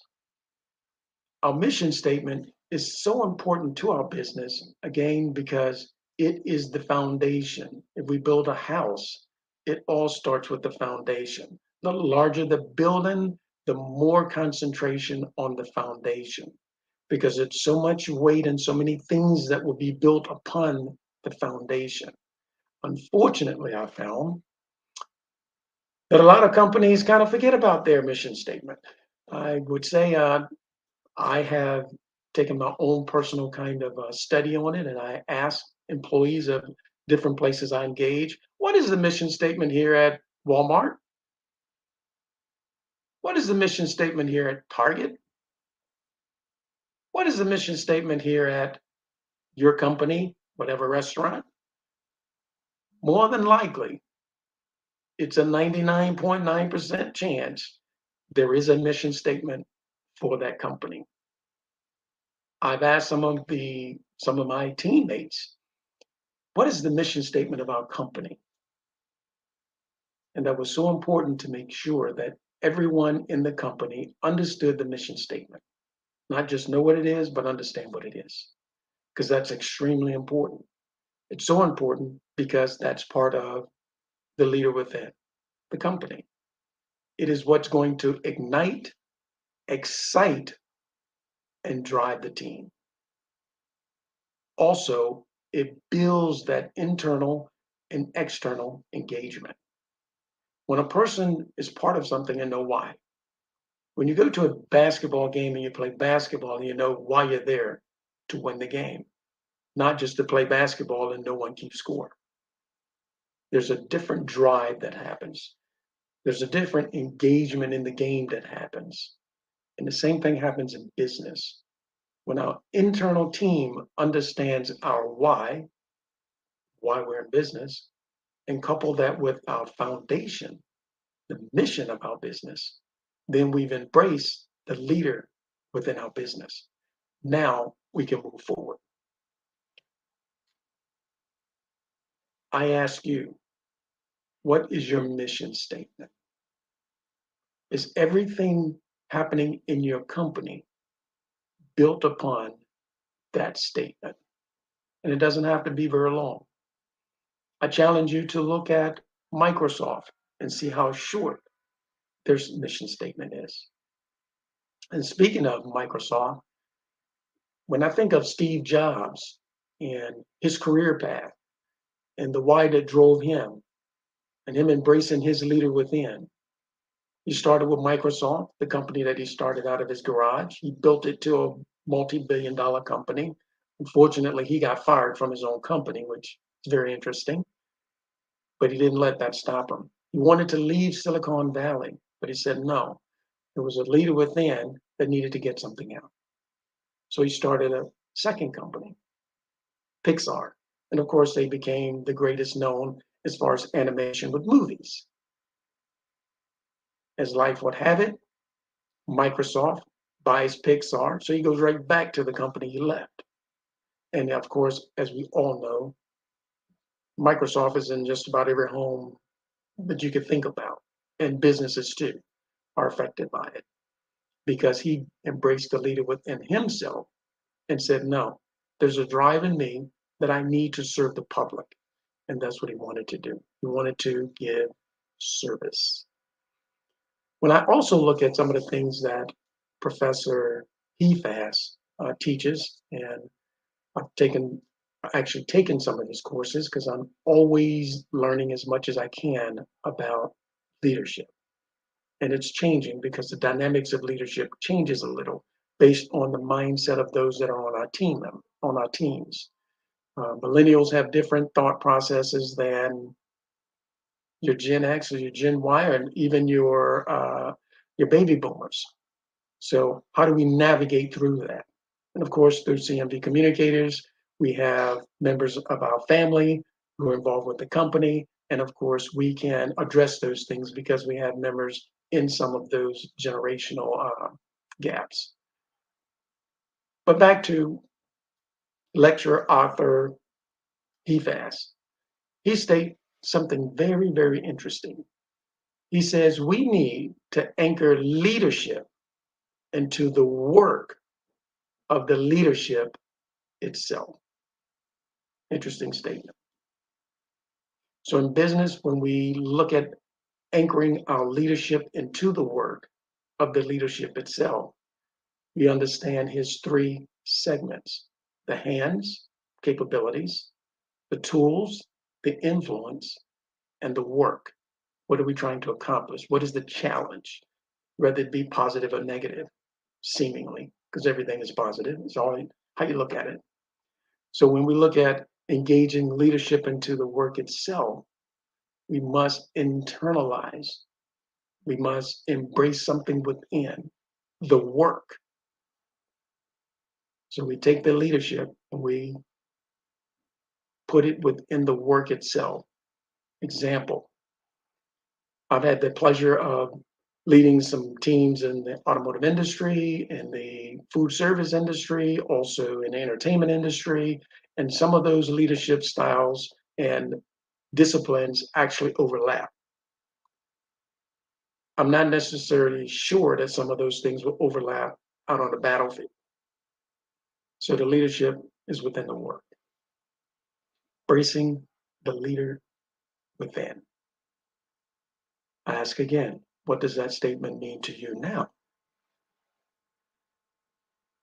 When we embrace the leader within, we have to step outside of ourselves. Sometimes it's called take self-assessments. We have to step outside the framework. If we're in the picture, it's hard to see what it looks like. We have to back away, step outside, and get a better view. Basically, we do what's taught in business as a balcony view. We take a balcony view, we can see different things. But the things we're looking for as a leader is what is the challenge? What are we trying to correct? What are we trying to move forward? And by a balcony view, we can see all kinds of things that are happening. And that's basically an elevated view. You get a bigger, wider picture of what's going on. For instance, in football here in the United States, of course, there's 11 persons on one side is defense, 11 players on the other side, offense, and there's two teams that's actually looking at their team, the two teams. You have coaching staff on the field. They're looking at a plane view. So they're on the ground. They got a ground view of what's going on. They're communicating to the balcony up in the press box. They're looking down on the field. So there's things that they can see, challenges that they can see, and they communicate that down to the field. As leaders, we need to be able to look within ourselves, and we also need to step outside of ourselves as a leader to see what it is that we need to do as self-assessments to be a better leader. To be a leader of a company, we do the same thing. We step outside, we get a balcony view, we look at our business from a different vantage point, and then we can get in and see what the challenges are that we need to work on. And those challenges that we're working on is basically how do we improve engagement within the team, and how do we improve that engagement within the team to affect our external engagement, which is with our customer. Because yes, we do want to provide service, but we also want to get paid. Because if we don't get paid, we're going to not be in business for very long. So it's extremely important to embrace that leader within, first with self, and then secondly, with the company. And of course, looking at it from a vantage point of a balcony view versus a ground view. Then we can start establishing our true potential by providing the best service. There's several scriptures in the Bible that alludes to who's the greatest. And of course, think back, Muhammad Ali said, I am the greatest. And he was great within his arena. But when we look at business and greatness within business and the businesses that have done extraordinary jobs, fantastic jobs, those are businesses that provide fantastic service. When was the last time you engaged in a business or with someone within a business, let's say a restaurant, and you got great service, and it was prompt, and the food was good, and the waitress or waiter, they were good, and they were engaging. They was engaging with you. So I think all of us have experienced external engagement, how the employee engage with us, and that has a huge reflection on what's going internal at that company. But again, when you was engaged with that service, and it was so good, and the food was so good, and the atmosphere was just great, we almost have to tell someone about it. And what do I just basically explained. What did we just go through? We basically went through something called a compensation equation. We went through the quality of a service, plus the quantity of the service, plus the mental attitude in which that service is rendered, always equals compensation. You got great service. It was fast. It was on time. And the quality was good. The food was fantastic. And our waiter, we couldn't ask for anything. We was half full on our glass and they came right in. We don't know where they came from. They just came in like a stealth. And then, of course, everything was right on time, prompt, great attitude about the entire engagement. They got a big tip. There's that compensation. The quality of their service, the quantity of their service, and the mental attitude in which it's rendered always equals compensation. So when we look at embracing the leader within, there's a lot of things that are affected by how we embrace those internal capabilities and how we also embrace the capabilities of our company to render greater service. How do I serve? How do I serve you? How can I give a better service? How can you give your clientele better service and more of it? And a great attitude about it, because we're giving service. The greatest among you are those who give the greatest service. Again, my name is Virgil Thornton with CMV Communicators, LLC. And I thank you for this morning and for tuning in. Embrace the leader within.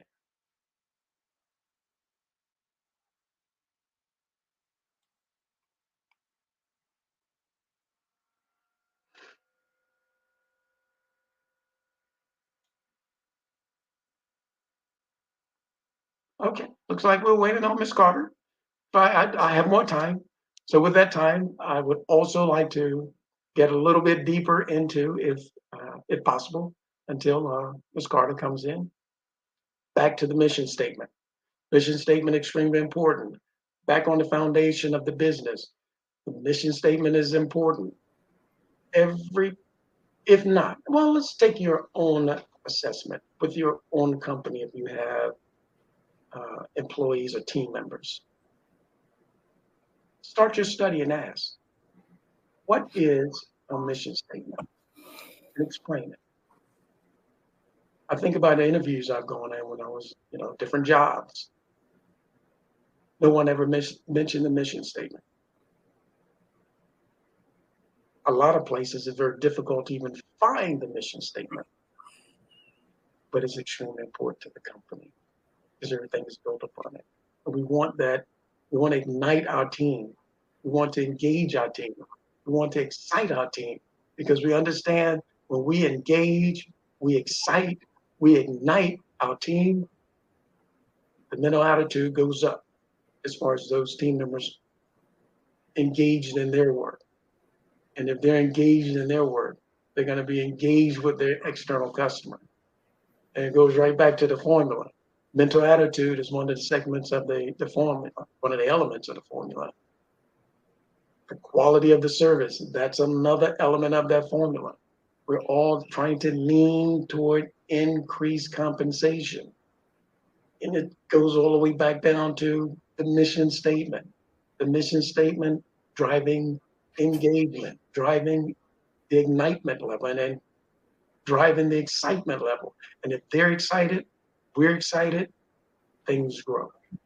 In sports, when there's excitement, it's very seldom do you have a really excited team and they lose. And track and field, when I ran track and field, if you want to run faster, it's relaxed. And you're excited about what you're doing. So you get engaged.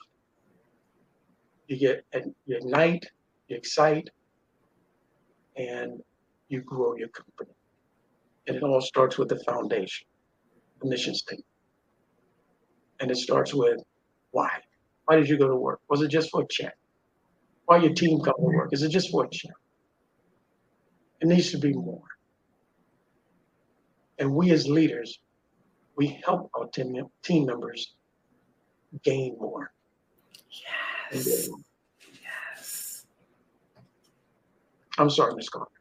Listen, I think it's key when you talked about people's missions, because a lot of people, I find, and being in business, don't revisit the mission enough to keep the cohesiveness with the team members. I'm building a different level of teams right now. And I'm telling you, I appreciate what you just said about the balcony view of leadership. Looking at the quality of leadership, we look at it, but I think sometimes because of the hustle and bustle of life that we forget about, even just acknowledging the goodness of the leadership that is within those who are part of our team, because they help to make our businesses work so well together when we have the quality of team that we know how to nurture. I have meetings every single week because I know how important it is. But embracing the leader within, talk a little bit more about embracing that leader within. Yeah, embracing that leader within is our capabilities, because that's what's driving us. That leader within is our strengths. We are all born with certain strengths. Unfortunately, we don't tend to try to figure them out to be able to articulate them. A couple of mine, of course, is achiever. I must achieve something every day. I understand that. So when I'm engaged in work, I must achieve something every day. Another one of my strengths, education. I must learn something every day. Those are two of my strengths. Deliberate. I don't just do things, it's for a reason. So when I engage those strengths into my work, I'm more engaged. Those are the things that lead me. So I must embrace those things which are in me so that then I can become a better leader.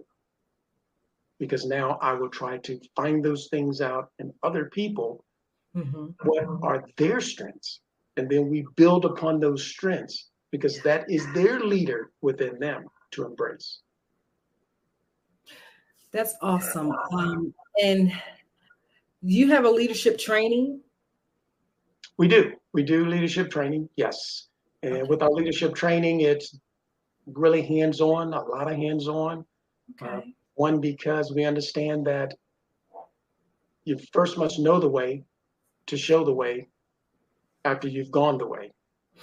And we understand that our team members know the way because we're there with them, shoulder to shoulder. And a lot of times, unfortunately, leaders aren't. And a lot of times we'll say, well, we don't have enough time. We have to find the time because, again, we're building the team. A brick mason can't say, I don't have time to teach the apprentice how to put together a great foundation for a building because the building's going to collapse if they don't know what they're doing. And we get in and we basically help companies improve their internal engagement, which also helps their external engagement, which is how their team members engage with their customer. But first, how do the leadership engage with their employees? People don't tend to leave companies, they leave bosses. That's a very key point. So when a company gets connected with you, you teach them how to pick the quality leaders as well. Absolutely. Absolutely. A lot of that has to do with assessments. And is it very interesting? My wife is in the mental health industry, and also she deals with social services as far as human services. She has a book out that transform your reality by removing the mask. Yes. And of course, we tend to mask. When we go for interviews, we tend to mask. How do we get beyond that? How do we see what's beneath? As Michael Gerber put in his book, Blink, you can go to a person's home and you will learn more about them in 10 minutes of walking through their home than you could in a 2-hour interview. So how do we get beyond that mask? And as a company, we help employees to understand their personal strengths and develop those into their purpose, and also companies, how to help them to look beyond what's in front of them based on the mission statement. Sometimes we just hire because we need to fill a position. No. We need to fill the mission. That is so well stated. And I've had the pleasure of working with your wife, so I know she's phenomenal with taking off the mask and the different layers of mask that we carry from the interview. You know what I mean? Showing up who we really are, who we think we really are, right? And then getting to the time where 3 months down the line, you don't have any coping skills. Another 3 months down the line, the certain skill level that you have, it's time to level up. You know what I mean? So exactly.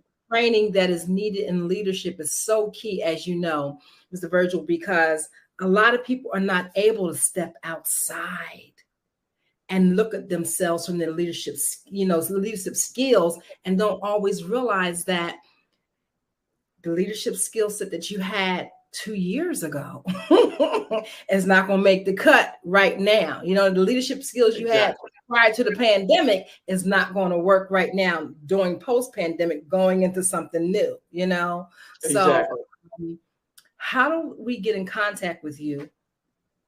Yes, you can reach us digitally by going to cmbcommunicators.com, or you can give us a call at 757-986-0750. And that's 757-986-0750. Awesome. So just before we close, just one more quick question. When a person comes to you, what's the path that you take them through initially? And I'll give you an example. If a company comes to you and they're in the startup stages, and they may just have themselves and maybe an assistant, what's the phase that they get to go through from the beginning? Just to kind of give us a little understanding, because I know a lot of the entrepreneurs listening right now, some of them in startup stages, some of them are definitely well on their way and have built their teams, but it'll make no difference what level you're at. We need to have qualitative leadership happening within the company. Exactly. So we first look at an assessment, like you said, 1 or 2 employees, to see that basically they work together innately as a team.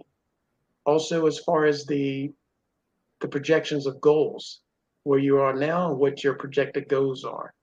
And back to the mission statement, how is everything you're doing now, where there's only 2 of you, based on the mission statement? And we know it's based on the mission statement because you can quote it. Because every single thing you do, let's go to a book, and of course you can get it. It's called Start With Why by Simon Sinek. Everything starts with why. Does both employees understand why they're in business and what they're trying to accomplish? And looking at the equation, I'm looking at what they already have in place. They have their business. They're looking to make compensation. What service are they providing? What's the quality of that service? What is the quantity of that service? Mm-hmm. And then, of course, we call in if they have contacts to see what that engagement is like. If you call me on the phone and I'm representing my business, the first contact is that phone call. And you're going to assess a lot about my company based on that call. If you engage with us electronically, you're going to start formulating opinions based on how we engage with you. So we're looking at how that company is established, what they're trying to accomplish based on their why, based on their mission statement. And then everything is based upon that. And it's different.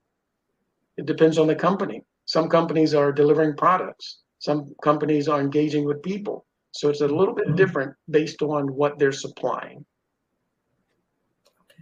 Do you find that a business plan is definitely required? Do you help people build a business plan? Absolutely. A business plan to a business is a game plan to a team. I doubt if there are any NFL teams that come in on Sunday and they don't have a game plan. Mm-hmm. They have several, because if this doesn't work, we're going to do that. And if they do this, then we're going to do that. And the same thing with a business. That is the game plan for the business.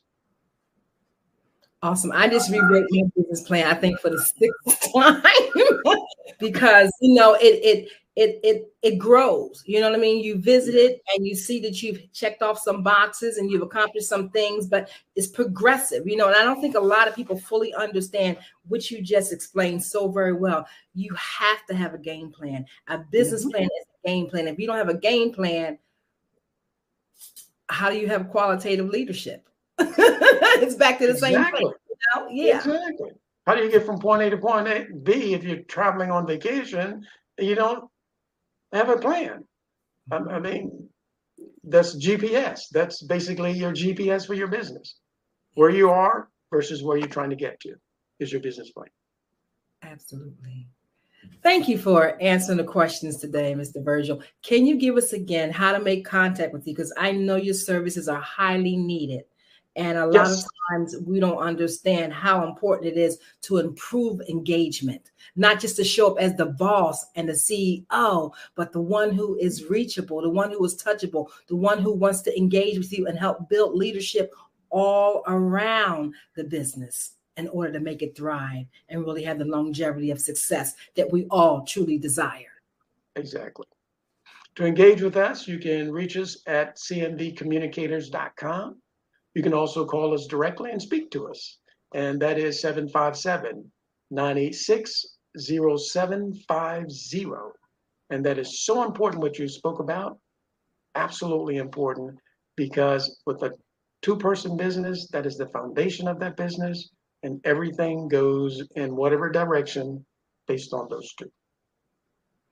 Awesome. Thank you so much. And tell your wife hello. And it's such a pleasure to meet you online. Thank you for all that you do as well. Genius is coming. You're welcome. And I'll see you on the other side. Thank you. You're welcome. The Black Business Expo's mission is to raise funds for high school seniors going to college or K-12 entrepreneurs. This expo is a fundraiser for students. You may now go to www.blackbusinessexpousa.com to donate to the scholarship fund or use the Cash App that's on the screen now. Here it is, $BBXUSA. Our goal is to give laptops and up to $5,000 to 10 students. Students can register online at www.blackbusinessexpousa.com. Go now, because every dollar counts. So we want to remind you to donate to the scholarship fund. We want to thank our Black Business Expo USA sponsors for August of 2023.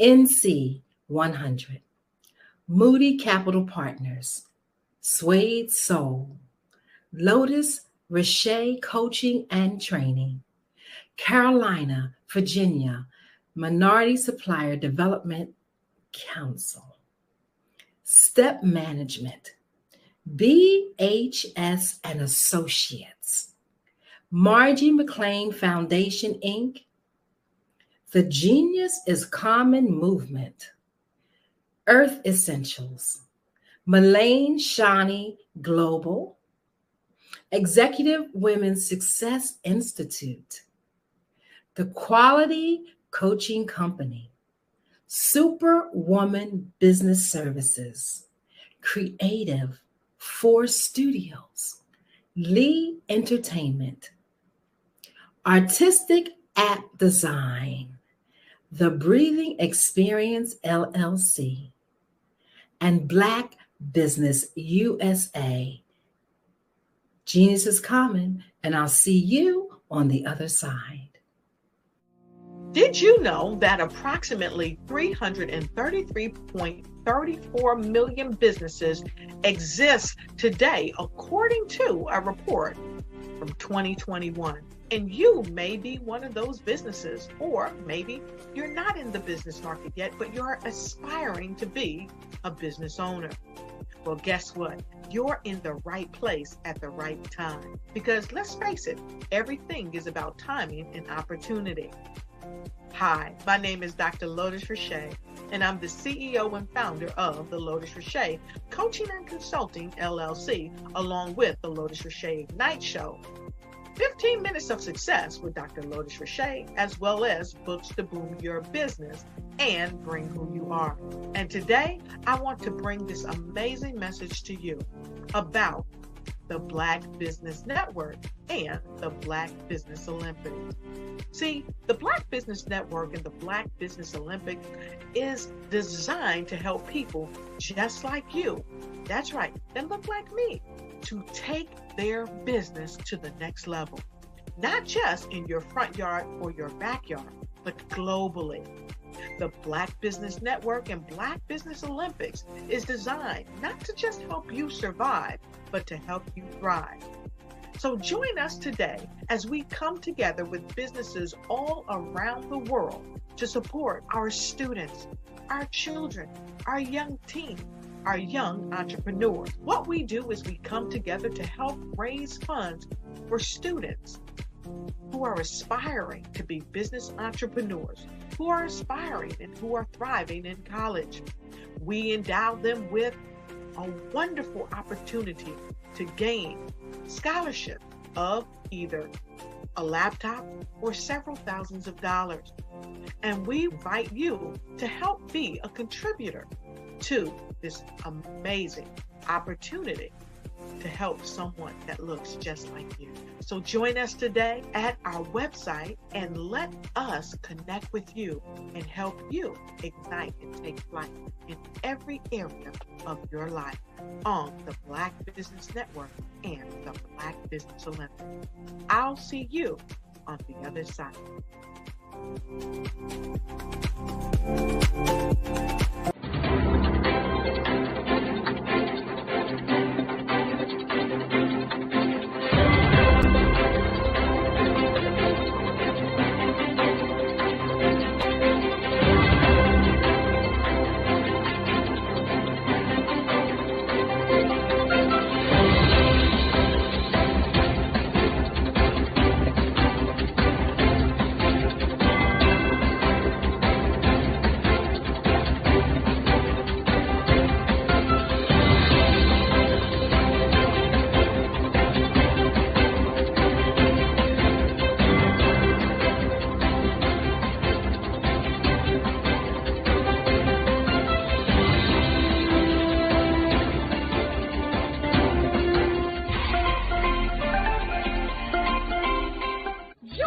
Dr. Eric Kelly III and a host of phenomenal speakers from all around the globe for this 7-day virtual event that you don't want to miss. The mission of the Black Business Expo is to raise scholarship money from kids all the way from high school, all the way from college. The Black Business Olympics is one of the largest Black business showcases in the world. It is an opportunity for businesses and companies to showcase their businesses globally. We are going to be giving away laptops up to $5,000 away to students. Again, I'm Olivia Appleberry, the founder of 2 Cents Finance and one of the speakers for the expo. I am so excited to see you there. For more info, go to www.blackbusinessexpousa.com or call 919-308-9090 and hope to see you there. I am Black Business. From the moment I wake until the time I sleep. Yes, I am Black Business. I am Black Business. Tell me, are you Black Business? I am Black Business. Do you support Black businesses? Listen, I support Black business because I am Black Business. Black Business Expo, one of the largest business showcases in the history of Black business in the world. The world! Sign up today at www.blackbusinessexpousa.com or call 919-308-9090. I am Black Business. I am Black Business. From the moment I wake until the time I sleep, I am Black Business. I am Black Business. Are you Black Business? I am Black Business. Do you support Black businesses? I support Black business because I am Black Business. Black Business Expo, one of the largest business showcases in the history of Black America in North Carolina. Join Dr. Eric Kelly III and a host of phenomenal speakers from all around the globe for this 7-day virtual event that you don't want to miss. The mission of the Black Business Expo is to raise scholarship money from kids all the way from high school, all the way from college. The Black Business Olympics is one of the largest Black business showcases in the world. It is an opportunity for businesses and companies to showcase their businesses globally. We are going to be giving away laptops up to $5,000 away to students. Again, I'm Olivia Appleberry, the founder of 2 Cents Finance and one of the speakers for the expo. I am so excited to see you there. For more info, go to www.blackbusinessexpousa.com or call 919-308-9090 and hope to see you there. I am Black Business. From the moment I wake until the time I sleep. Yes, I am Black Business. I am Black Business. Tell me, are you Black Business? I am Black Business. Do you support Black businesses? Listen, I support Black business because I am Black Business. Black Business Expo, one of the largest business showcases in the history of Black business in the world.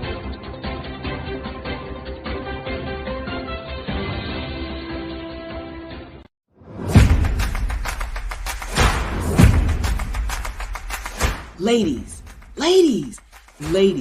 if you're a person who continually pours out, you won't want to miss this upcoming event. October 13, 14, and 15 at the Holiday Inn and Suites in Ocean City, Maryland, where we have a power-packed lineup of ladies who are going to pour into you. If you need to increase your impact, your influence, and your income, this is the event for you. Don't miss the power of sisterhood. These ladies coming from around the world to network and connect with you. Don't miss it. How do you get the information? Glad you asked. Go to barbarahsmith.com and click the link. All the details there. Don't miss Sisters Inspire Sisters to Advance, October 13, 14, 15 at the beautiful Holiday Inn and Suites in Ocean City, Maryland. What you know and I know together can change the world. I want to see you there.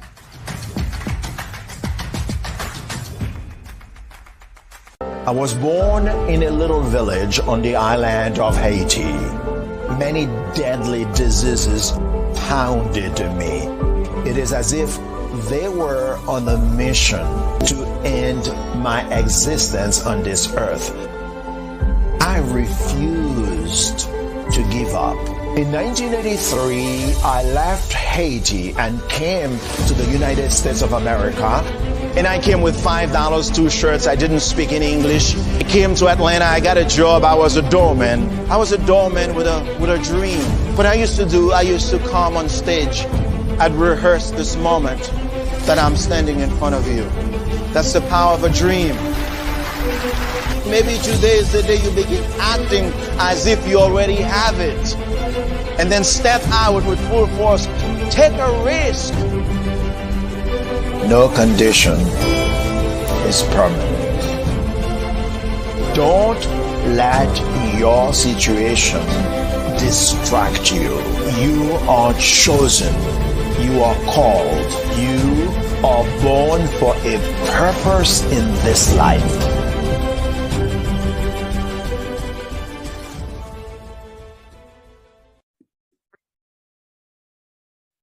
Hello, I'm Dr. Madeline Ann Lewis, President and CEO of the Executive Women's Success Institute. And my genius is helping women accelerate the path to success. You know, I was blessed to have strong women in my life who encouraged, motivated, and pushed me to do my best and to never even think about giving up on my dreams. So I say to women, we must show up to rise up. We have talents and potential, but who will see them if we don't speak up and get noticed? I know that women are a tremendous resource on this planet, and there is nothing more fulfilling than helping a woman tap into her full potential. I do this because I want to be a part of helping as many women as I can to show up, to rise up. I do this because genius is common.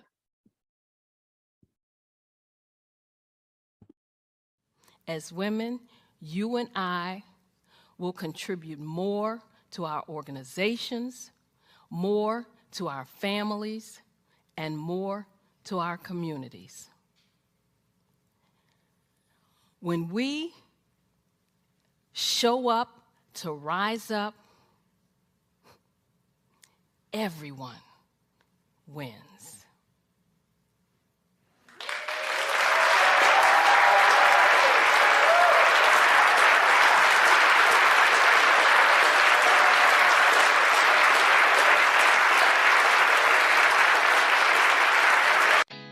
Did you know women represent just 3% of Fortune 500 CEOs and less than 15% of corporate executives at top companies worldwide? Have you wondered what the secrets are to getting into the top ranks, whether in the private or public sector? Do you want to figure out how to stop being held back in your career or passed over for promotion? Then you're in the right place. Hi, I'm Dr. Madeline Ann Lewis, President and CEO of the Executive Women's Success Institute. I have decades of experience in the military, the federal government, and corporate America, and my mission is to help women succeed and tap into their full potential. I want to reach 1 million plus women around the world to become the leaders they are meant to be. So if you want to move into a management or executive level position, or maybe you are a female veteran transitioning out of the military into business entrepreneurship, then reach out to the Executive Women's Success Institute at 301-693-3284. Let us get you on the fast track to success.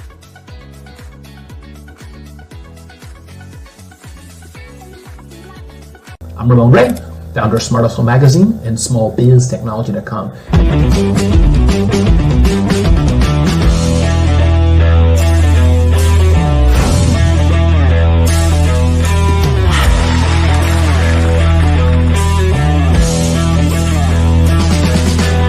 You're here today to celebrate small business success. Stand up on your feet. You rocked the house. It was amazing. Didn't we learn? For me, success comes from failure. One thing not to do is shake somebody's hand like this.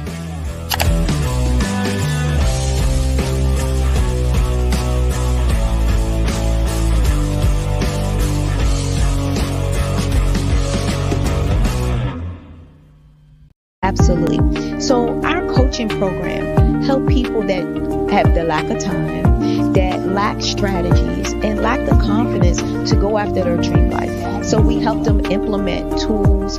We help them implement, I love to leave the inherited lack of finances or the education behind finances.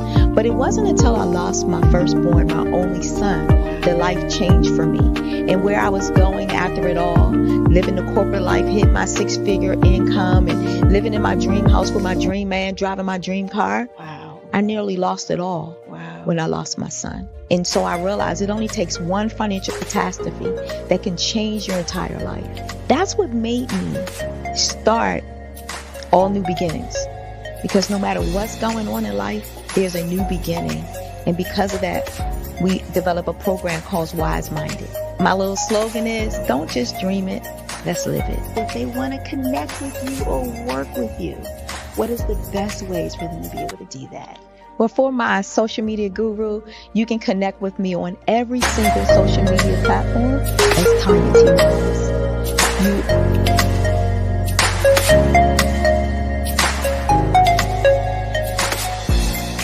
The Black Black Business Expo's mission is to raise funds for high school seniors going to college or K through 12 entrepreneurs. This expo is a fundraiser for students. Please, you may go to www.blackbusinessexpousa.com to donate to the scholarship fund or use the Cash App at $BBXUSA. Our goal is to give laptops and up to $5,000 to 10 students. Students can register online at www.blackbusinessexpousa.com. Every dollar counts. Please donate to the Black Business Expo USA Scholarship Fund.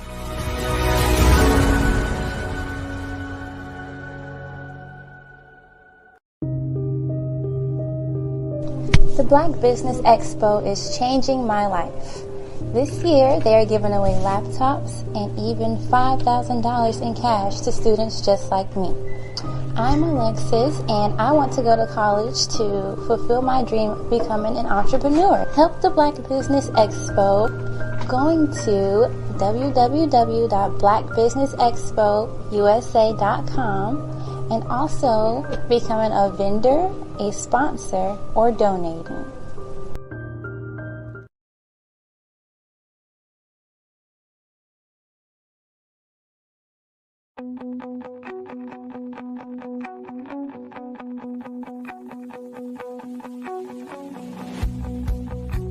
I am Black Business. From the moment I wake until the time I sleep. Yes, I am Black Business. I am Black Business. Tell me, are you Black Business? I am Black Business. Do you support Black businesses? Listen, I support Black business because I am Black Business. Black Business Expo, one of the largest business showcases in the history of Black business in the world. The world! Sign up today at www.blackbusinessexpousa.com or call 919-308-9090. I am Black Business.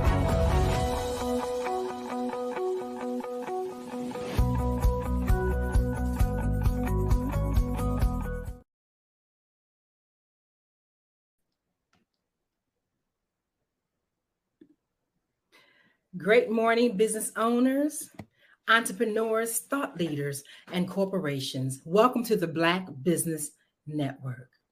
I am your anchor today, Eliza Carter, emotional freedom practitioner and CEO of the Breathing Experience LLC. Visit me today at thebreathingexperience.com. Black Business Network is a 24-hour network showcasing Black businesses, business owners, entrepreneurs, and thought leaders worldwide. We have speakers from North Carolina, London, Singapore, Africa, Japan, and cities all over the United States.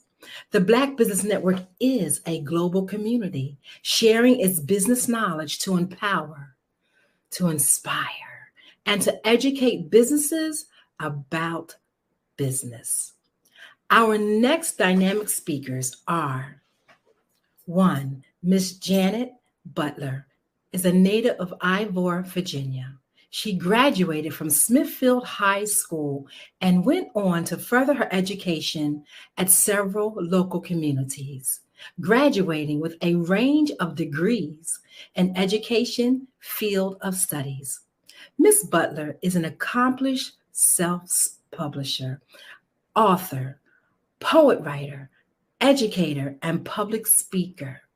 She walked on one raise and has been published in local and out-of-state newspapers for her professional accomplishments in education as an author and small business owner. She has the pleasure and honor to share the screen with Bruce George of Def Poetry Jam, and has worked alongside many other wonderfully talented and creative professionals. She enjoys motivating and inspiring others to see longevity, but to think in the now. And our next dynamic speaker with her is Jara Clark, a mother of 2 boys.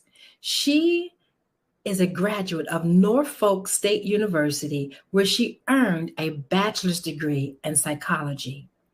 She is a former mixed fit. From September 2018 to February of 2019, she's a commit instructor and certified in first aid, AED, and CPR. She is a young, Black fit activist mother.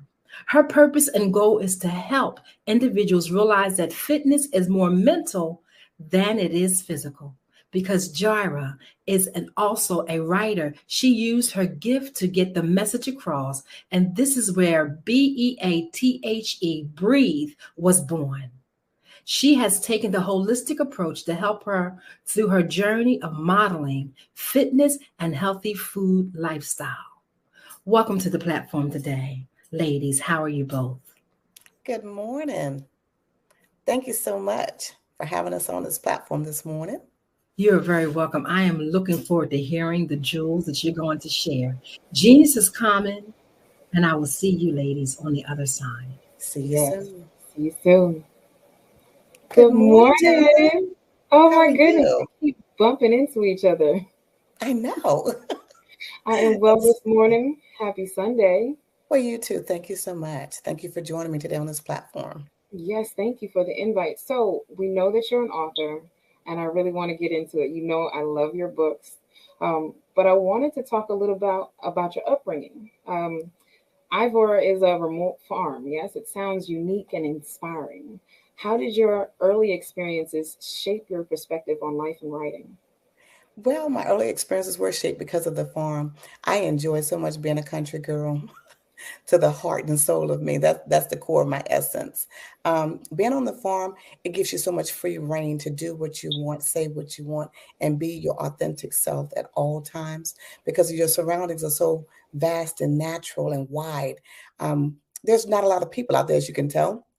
And with a lot of trees and nature and just with family alone, I said it just allows me to be who I am and be able to be creative and write based off of nature. I love it. I love it. See, I'm a country girl, but not as far as country as you, right? I still had neighbors next door and all of that, but I can attest that having a lot of nature around does change your perspective on life, because you get a chance to really attune yourself with the world. But you have a book, Memoirs of the Heart, Mind, and Soul. It's already touched so many hearts. Can you share some insights into the themes and emotions that inspired this collection of poetry?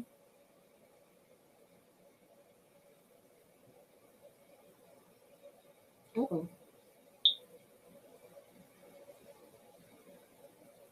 Seems we've lost her. Don't worry, y'all. She'll be right back. You gotta love the internet.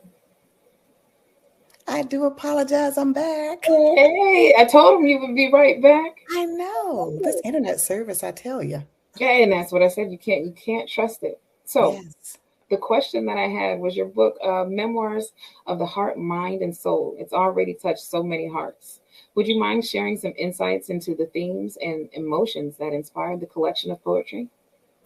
My poetry was started because of my grandmother ultimately telling me to write things down. For some of you that do know and some that don't know, I've been on a lot of platforms explaining myself and who I am as a person and how I became into myself as an individual later on in life.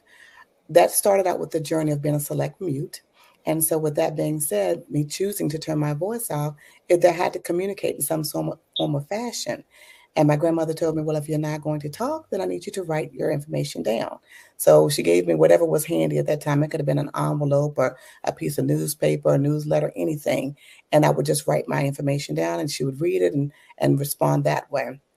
So that allowed me to feel comfortable being that select mute, but also expressing who I was and what I needed at that time in a different form. And of course, it becomes cumbersome trying to keep up with paper or reading things, back and forth. So she gave me my first journal. And I just started logging everything in there, and she would read it later on, or I would bring it to her and she would read the information, off of the paper that way. And I just had a lot of journals later on in life. And when I turned 18, I just became who I knew I wanted to be. It was that sense of freedom, that sense of legality, saying, oh, I'm 18, I have the autonomy to do what I want to do. I'm free. So those kind of things come to mind very quickly. You're reining back in. Of course, you had to go by law with a lot Right. of things. But just as an individual, I found myself writing a lot more and understanding what words actually meant and how I felt as a person to release those things onto paper. I would voice a lot of things. So a lot of things didn't even get on paper because I would speak to myself in my own private times or just say it out loud, or if I'm talking to a person with with the conversation, some things I just can't jot down at that particular time, but I just enjoy the journey. But there's one poem about the remote farm that I just love. And this one is titled, it's in my very first book. It's titled, All in a Day's Work, Glory in the Morning, for it's a new day. Happy to see the sunrise, hearing the roosters crowing, waking me up to start my day. I spring to my feet, scuffle to the bathroom to splash water on my face. I feed the cows and take their milk. I feed the hens and take their eggs. Pick fruit from vines and trees, grapes, tomatoes, berries, apples, oranges, and cherries, filling baskets with nature's treats. Shuck the corn, pulling from the ground potatoes, tomatoes, carrots, and onions, all in a day's work. And that's usually how we started our days. And especially on the weekend, it was no exception. Still at the crack of dawn, we'd get up. Because my grandmother used to always say, ain't no rooster in the hen house like the one on the fence. And that saying was because at the crack of dawn, your day begins when that sun comes around the horizon. You have all day to get so much done. Even though there are 24 hours in a day, you have at least 12 to 15 hours a day that there's something that you can do to be productive. That's correct. Oh my goodness. So, one, thank you for sharing that poem with us. It was phenomenal. And as an avid reader, you can see the books behind me. I love kids' books because of the vernacular that is typically used in them. It's higher than what maybe the children are used to, but that I've always said is because of the fact that the adult is supposed to inform the child, hey, this word means this. And your writing was just so whimsical as a kid. Like I can see you getting up. And I love the word scuffle because you're not really running, but you're not walking, you're getting there quickly as possible. It sounds very childlike. I can hear the youth and the innocence in your writing in that. I enjoy getting up in the morning. I still get up early in the morning, and I think about my grandmother and grandfather and my dad, how we got up on the farm all the time. I have this internal alarm clock. No matter what time I need to get up, I'm up. And I'm usually never late. And when I am, that bothers me because I like to be there early to prepare. I don't like to be rushed. I want to make sure there's time for error and there's time to correct those errors. So for me, getting up is not a problem and then enjoying the entire day. Yes. And those words that you were talking about, using the word scuffle, because that's how you feel in the morning. You're happy to get up, but you're dragging because you just don't have that mojo. People have to get that coffee going. Me, I just got to get the engine warm. So for me, I Right. take my time, going around the house, like I told you before, open up the blinds, let the sun come in and enjoying that moment. Go to the front room and open those blinds and look out at the cars that left the parking lot. And here I am still here, kind of, like you say, scuffling around and getting things done before I leave out because my day starts the moment that I get up, but I cannot leave my house in disarray or disorder because that leaves clutter in my mind for the day. I absolutely love that you said that is a lesson that I'm trying to impart on my children. A little bit of balance because sometimes you can leave the dishes in the sink. It's okay. It's not going to hurt anybody. However, you shouldn't make a habit of leaving the dishes in the sink because then that's poor practice. I absolutely love that. And now you mentioned earlier about how you were a selective mute, and I find it very interesting that that is a commonality amongst women. Maya Angelou was one. I'm not going to name a bunch because Maya Angelou is my favorite. Yes. But yeah, she sticks out for me. She is one of my favorite authors, and I do relate to her. And like I said, our journeys were similar in some form or fashion as far as the select mutism came. But for the most part, her journey was a little different because she felt hers took a life, and it was the cause of that. And in some ways, mine was taking my own life by turning my voice off and not being heard. Because when you're not heard, you're not seen, and not seen, not heard. And I just remember hearing the old-fashioned saying, children were to be seen and not heard. And I took it so personal that I internalized that I didn't matter. My voice needed to be shut off. No one wanted to hear what I had to say. I was irrelevant. I was not important. So that was my journey for the longest time. It was about a good 6 years, 7 years, but it was from age 8 to age 13. And a lot of the times when I came out, I started talking again, it was only to family members or people I felt very, very comfortable with. Going out, no, I did not do that. Oh my goodness. I can only imagine. There's a movie on some platform about the two twins that were silent, but they only spoke to each other. Yeah, and I saw that movie as well because they had that connective bond. And I had that with my younger brother. Unfortunately, he was murdered. And I ended up caring for his son for several years until he went back with his mom.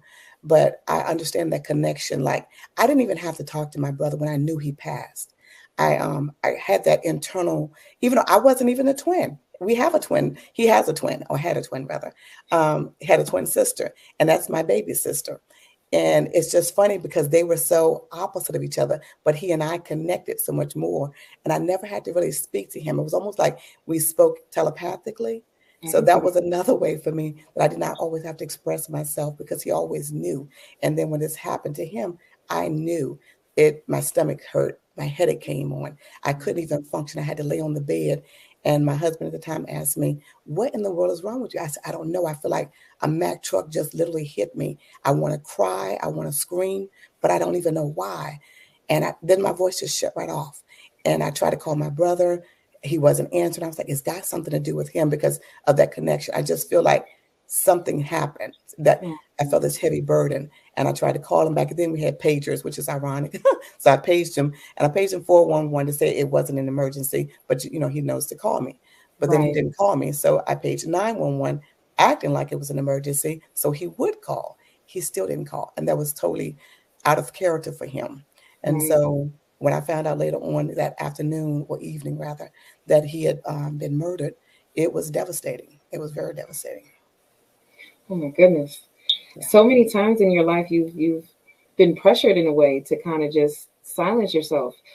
But it's interesting that may have been the way to kind of get you to self-reflect and really truly learn yourself. And again, it's not, God is funny in that way, right? Where he puts us in these places to learn these things, especially at such a young age. But then you produce your book, Shh, Don't Tell All of It. Just some of it. I love that title. I always have to say it with the shh. And I get tickled every time that somebody says it because one, they do it the way that you just finished doing it. Two, that's like, well, what's behind that title?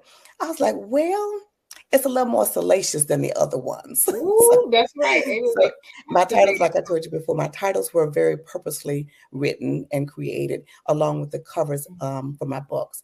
I had to really sit and think about what I wanted to convey to the world, how I wanted to get my message across, both in the illustrations as well as in my words. But I needed to pop before you even read the synopsis on the back of it. I wanted you to see it. That front cover, just like when you see me coming, you see the front of me before you see the back of me. And so that was a big thing for me. So my covers, I've always told people, I said, when I chose them strategically along with my publicist. And if you turn them opposite of each other, you'll find the two faces on the left that were going one way. That was my first two books. The two faces on the right were my last two books. And I switched those. And when you put them in the categorical square or rectangle for this matter, they're all facing each other. And it's called the circle of life. Wow. Oh, that's deep. So, but that don't tell it all. That's what Grandma used to say. What happens in the house stays in the house, so to speak.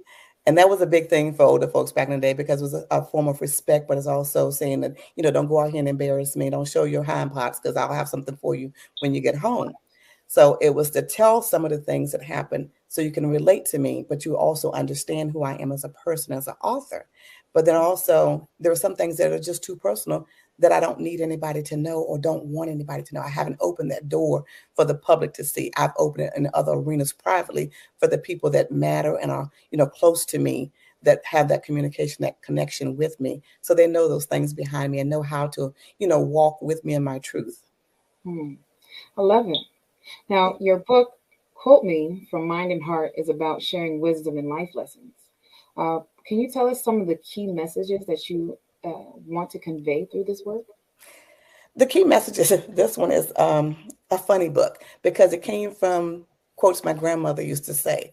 And we know grandmothers are so serious most of the time.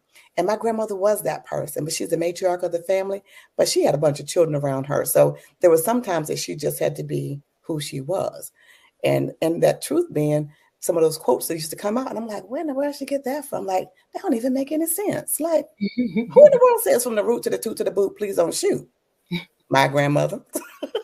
And then I got like the one that says, ain't no rooster in a hen house like the one on the fence. That's her. Because we're getting up at the crack of dawn and she's saying that rooster that's on that fence, that's the one that's not in the hen house being lazy, sleeping, letting the day pass by. He's getting things done and he's waking up the community. He's making sure things are done in an orderly fashion. He knows when the sun rises. He knows how much time he has. And that's a leader. And that's who I choose to be.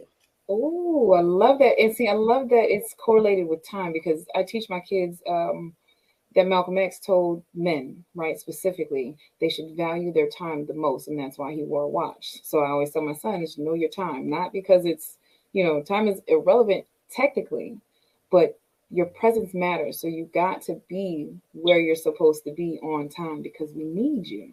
Absolutely. To me, it's a sign of respect. Respect me, respect my time, because I'm giving that time to you. I've set it aside. People are always talking about how busy they are. You're never too busy to make time for things that are purposeful and intentional for you. But when it's for you and about you, you'll always find a way. But when it's about somebody else, they put you by the wayside. So you have to respect you enough to say, look, my time is too precious and too valuable for me to be wasting it or setting it aside to give you this amount of time and I could be doing something a little more productive. And I look at my time as I always schedule things out. It doesn't always go as planned, but I have a plan in mind and I have things scheduled. So if you plan on talking with me or speaking with me or using my time, please don't disrespect me. All I ask you to do is use communication. They have so many forms of it. Everybody's walking around with a phone nowadays with them in their pocket, in their hand, buzzing in their ears. So there's no reason that you cannot pick the phone up to call me, text me, email me, drop a pigeon mail, some form of communication, just to let me know you're running late or we have to reschedule. But there's another quote in the book that I like to read. And this one's from the third book about Quote Me from a Heart, Mind, and Soul.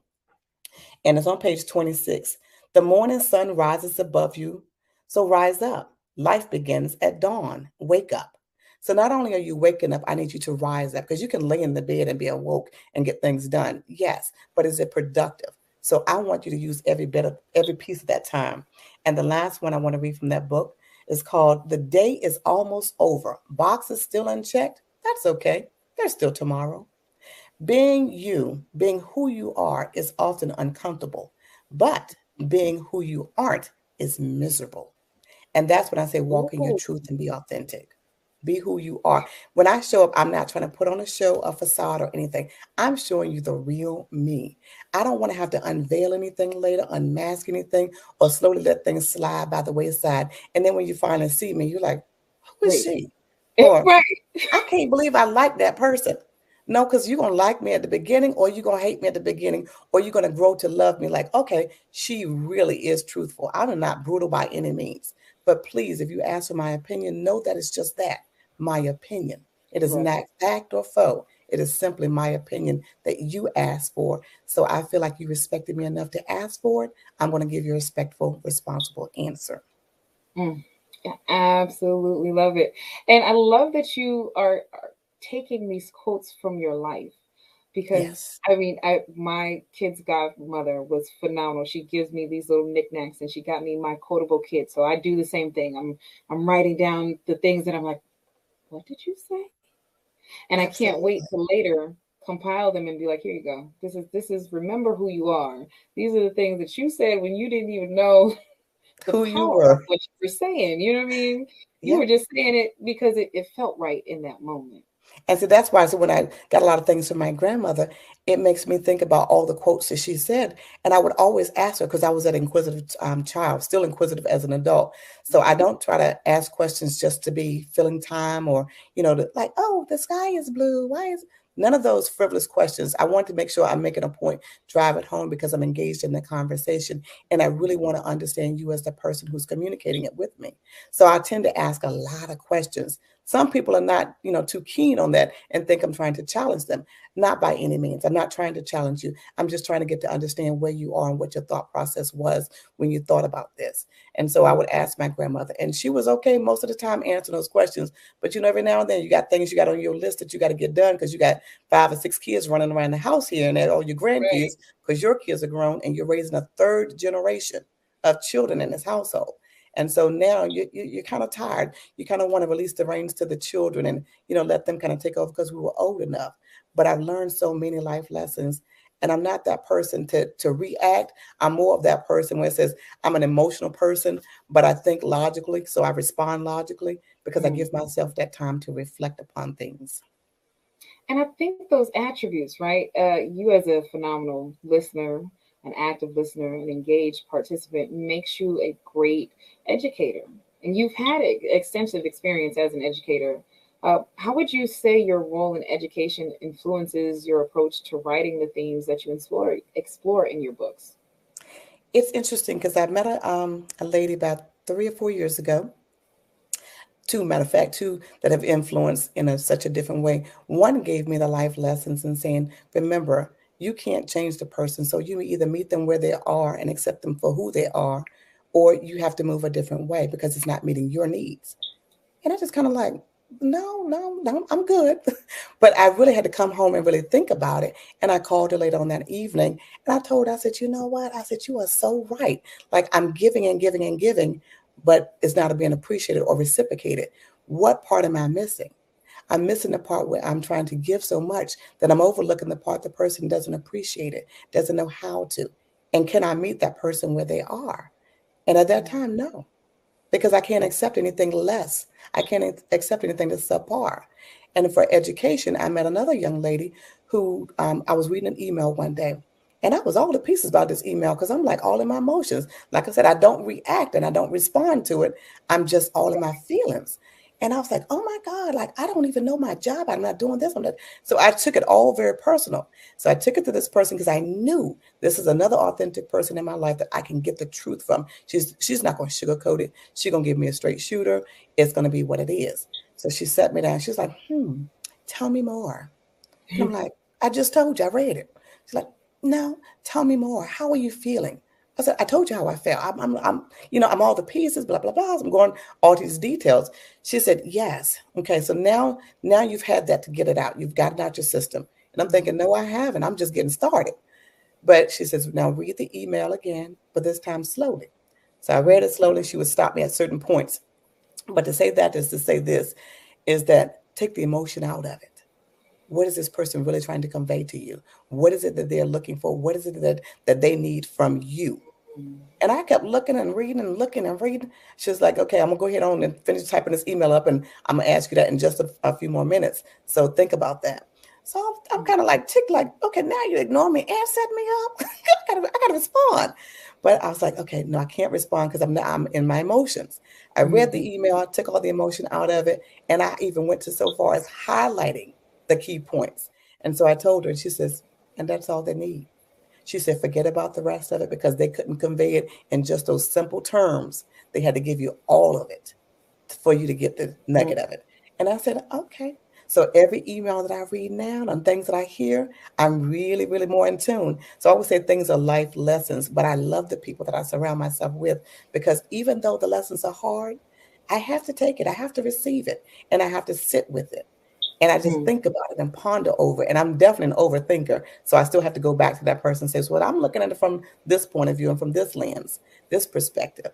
And they give me a lot of insight. So I enjoy that, even though it's painful. I know I have to go through that process. I love you. You know, I'm into fitness. So when you say pain is part of the process, I'm like, yes, Yes, Yes, that's right. it It is. doesn't matter where the pain is. It could be mentally, it could be Exactly. emotionally, it could be physically. It is part of the process. Mhm. Everything that we have ever experienced in life says a rainy day will come.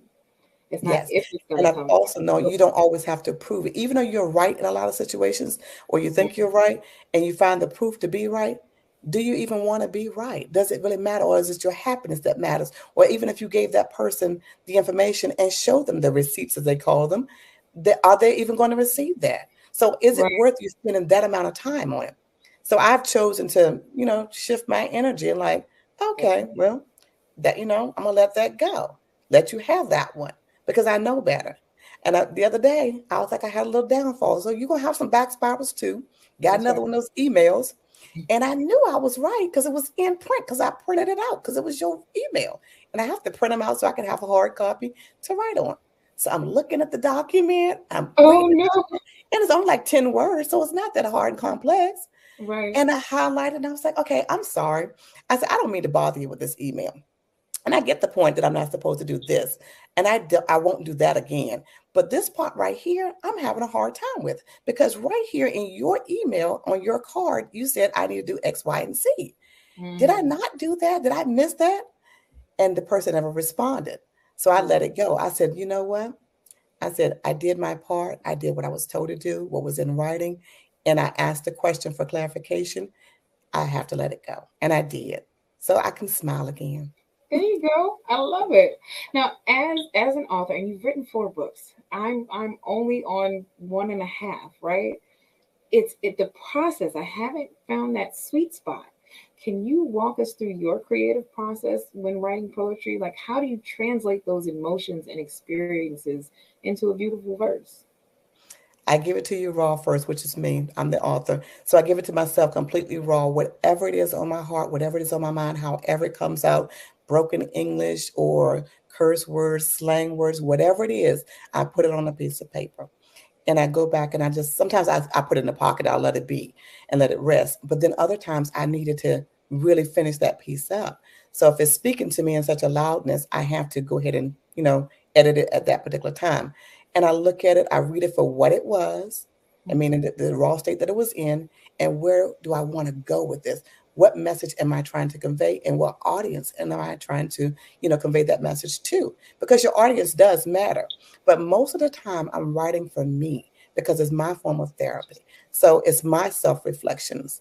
And in my last book, when I chose to write it with my brother, my daughter, and my niece, that's when I asked them to give their perspective. Since I was including so many authors, because some of the readers have kind of gained my trust and understand where I'm coming from. But now Right. I have incorporated 3 other individuals who have a different insight or a different perspective. So what are they going to think now with mine having a message, but nobody's understanding their message? So I wanted them to write their piece of poetry and put a blurb underneath. What was their perspective when they wrote it? What were they feeling? What were they thinking? And it was just a blurb. It could be a quote, whatever they were thinking, whatever they were feeling, but it was reflective of that poem that they wrote. Ooh, I love that. And so, as you see the art in the background, I love attending art and things where there is a person who created something. Because then you, as the observer, we get to come in and look and make our own aspect. But I like to come when the author or the artist is there and actually get to ask them, what was your perspective? What were you thinking when you created this? Because I like to see if I'm right or not. Exactly. I And want to see, know that that's I right. get it. Yes. And that's the whole thing. You want to get that dialogue going. And that's why I read some of my poetry, because I read it in such a way that the person that's listening, the reader or the listener, doesn't receive it the same way as when they wrote it, or I mean, when they read it. And it's more like, oh, I didn't see it from that point of view. And I've even put feelers out there to get a perspective of a couple of poems. And it was like, nope, I didn't get that. Nope, thought you were mad about something. I said, really? This is where I was sitting in my mindset when I wrote it. And it was not projected towards anyone or anything. And it's Ooh. just like the hate that you give. And they really thought it was projected, even though it's talking about racist and racism, Mhm. it was talking about racism towards myself, internalized, loving me for who I am, being biased against my hips, my lips, my waist, the big Mm. bosoms, the hair, the Powerful complexion, woman. being brown skin, all of those things. Do I hate myself? I actually love every piece of me, from all the stretch marks, everything else that's going on, having a baby. I love it all. Would I change any of it? No, because that would change who I am and where I've been, and it won't tell my story the way it needs to be told.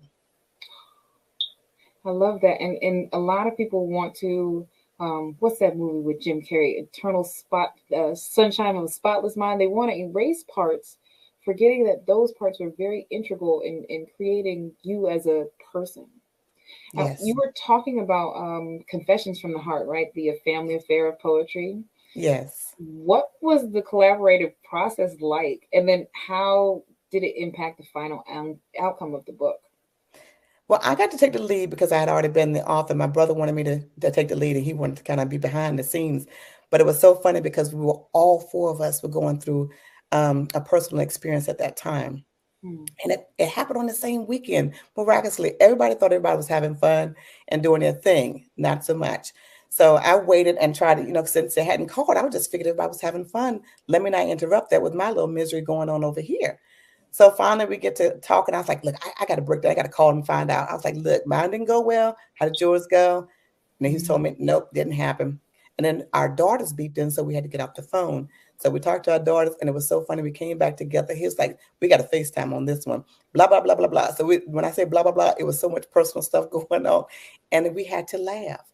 And I said, you know what? I can't do this with y'all. I can't go down this rabbit hole. I'm going back to my writing. So I said, I suggest that you do that as well, because that's my therapy. That's my way of letting things out. So we started writing. And I would call my brother and he would call me, and it would be in the middle of the day. It could be at the latest hours. We had some good on paper. We wanted to share and we wanted to tweak it. And I said, look, I got so much going on this end. I need you just to keep on writing. Don't even try to edit anything. Just keep writing.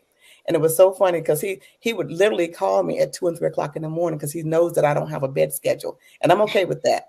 And I would set certain alarms so I know who would be calling. So not many calls, but still I would know. I was like, okay, I got to answer that. It's my brother.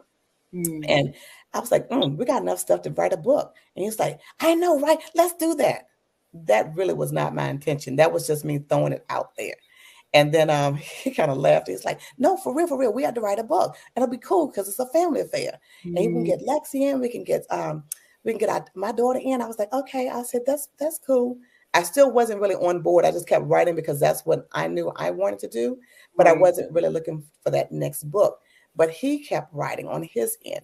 And the more that he wrote, the more that he talked to me, and the more he wanted this journey to come together, and we do it together. And I said, you know what, James? I said, we haven't done anything in a while. Let's go ahead and do that. And it was just like the heavens opened up. He's like, oh, happy. Sickle pink. And so it was a little bit to get my daughter and my niece on board, because I was like, no, I don't know, Auntie. I don't know, Mama. I was like, you know what? I said, when you don't know, that's probably the time to go ahead and jump in and do things. I said, don't let fear hold you back. I said, don't let the unknown hold you back. I said, I do not like change, but I fully embrace it. One, because I know it's going to happen with or without me. I choose for it to happen with me. And so that's how Confessions from Our Heart came about, because we had a whole lot of heart talking going on. So it sounds like not only are you a motivational speaker in the world, you are like the motivational speaker of your family, right? Yes. So, sometimes they come with some stuff and you be looking like, sis, are you kidding me right now? Like, I'm in a happy space. I ain't got time for this. James, you always have something to say. You always got something witty. You know what this? Yeah. But I too run out. My engine is a little low here too. I said, what about my tank? Tell me something. I got you. What you need? I said, see, that's where you're wrong. Because you starting off, got to ask me what I need. Well, you're not listening to what I just said.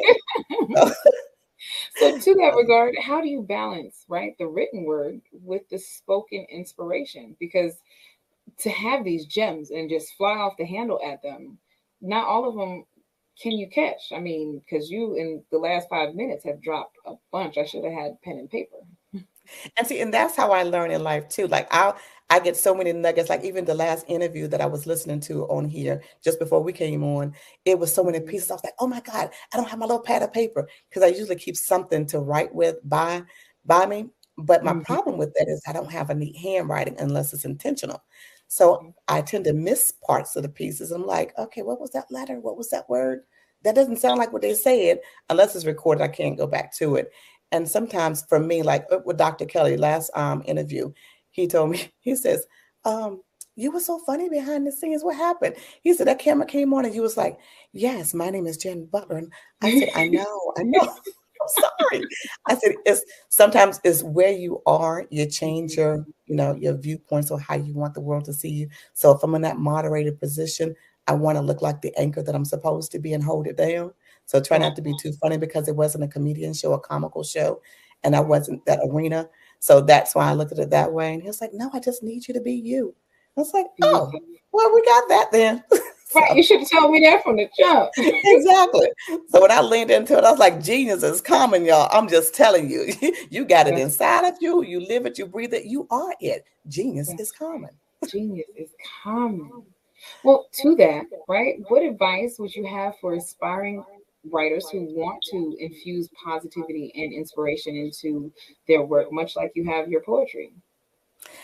My advice to anyone for anything, even if it's not writing, even if it's just living life, I always sit and say, ponder over things before you react to something, before you respond to it. Don't react because you only have that split moment to make that first or last impression. You can have done wonderful things throughout your entire life. I am 50-some years old. I could have went miraculously every single day, hit points, blank bullets, everything all straight and look wonderful. But that one time I'm human and I fall, that's the one thing they're going to always remember.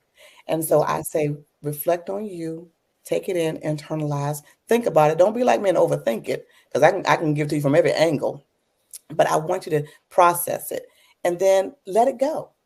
If it still bothers you or is still on your mind, it's meant for you to address it in some form or fashion. Now you have to think about how it is that you want to show up for that conversation or how it is you want to show up for that interview. So think about it first. That's my process. Is just think about it. Ooh, that's so powerful. I got in as I transformed, I got into fitness and I had to do that. I had to step in and be like, what are you going to look like today? What do you want these people to receive from you? Absolutely. And I love the fact that you brought fitness in because it's dealing with the mind, body, and soul. And notice all of my books attack that mind, body, soul, and spirit, but you attack it physically because when your body's in tune, your mind is right, you feel good. We always know when we lose those couple of pounds around, the midsection, we are like, oh, look at me, boo. Don't you notice it? And you just feel wonderful. So you convey something different than when you feel heavy and your mind is not clear or your body is not where you want it to be. So it doesn't have a package to fit in, but you have to fit your own wrapping. So you make that for yourself. So I love that about you. Thank you. And thank you so much for joining me today. It has been wonderful with this Yes, fireside. it's always a pleasure chatting with you. Yeah, thank you. Ladies, I love your authenticity. I tell you, and the rawness of the truth that you brought today. Poetry, didn't always think about it as therapeutic. You know what I mean? Yes. Always going with the flow of the rhythms and the rhymes. And I'm just grateful for the insight that you brought today, Janet. And John, the way you were able to just articulate and go back and forth in your fireside chat. A lot of times I think as women, we miss that. We've got to be our authentic self, even in the most challenging times, because that's the time we get to release it, right? Let it go and get back to our flow. Because anything that keeps us stuck, we don't want it anyway, That's exactly. Sometimes we are stuck, but we know now how to get out of being unstuck. You know what I mean? So I truly, truly appreciate your queendomship that you operated in today. And I can tell this is the flow of your lives. So thank you. And I will be connecting with you both. I thank you for your time. And genius is common. And before I close out, how do we get in contact with both of you before I say that? Well, for me, you can get in touch with me on Facebook, my first name and last name. Well, actually, it's Janet Slade Butler because I use my maiden name as well. And Crafted Right from the Heart. I also have a website for that. And then you can go on Amazon to buy my books at bit.ly, bit.ly / craft, CRAFT, right, WRITE. Nice. Beautiful. Nice. And you can find me on most social media platforms. That's Instagram, Facebook, TikTok, and YouTube at Fit Goddess Tribe or Fit Goddess Tribe Mindset, which is the Facebook account. And she is amazing. Y'all will love her. So genius is common. Genius is common. Yes, and I will see you both on the other side. And thank you again for your presence. Thank you, Ms. Carter. Yes, thank you. Wow, wow, wow. The Black Business Expo's mission is to raise funds for high school seniors going to college or K through 12 entrepreneurs. This expo is a fundraiser for students. You may now go to www.blackbusinessexpousa.com to donate to the scholarship fund or use the Cash App that's on the screen below. Yes, $BBXUSA. Our goal is to give laptops up to $5,000 and to 10 students. Students can register online at www.blackbusinessexpousa.com. Every dollar counts. So we want to remind you to donate to the scholarship fund now. We want to thank our Black Business Expo USA sponsors for August of 2023. NC100, Moody Capital Partners, Suede Soul, Lotus Roche Coaching and Training, Carolina, Virginia Minority Supplier Development Council, Step Management, BHS and Associates, Margie McLean Foundation, Inc., The Genius is Common Movement, Earth Essentials, Melaine Shani Global, Executive Women's Success Institute, The Quality Coaching Company, Superwoman Business Services, Creative Force Studios, Lee Entertainment, Artistic App Design, The Breathing Experience LLC, Black Business Expo USA. For genius is common, and I'll see you on the other side.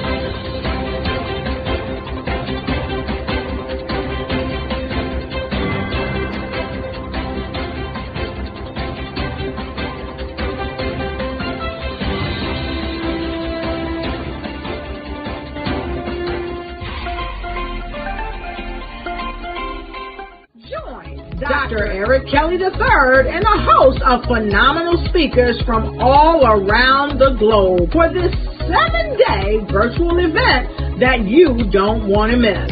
The mission of the Black Business Expo is to raise scholarship money from kids all the way from high school, all the way from college. The Black Business Olympics is one of the largest Black business showcases in the world. It is an opportunity for businesses and companies to showcase their businesses globally. We are going to be giving away laptops up to $5,000 away to students.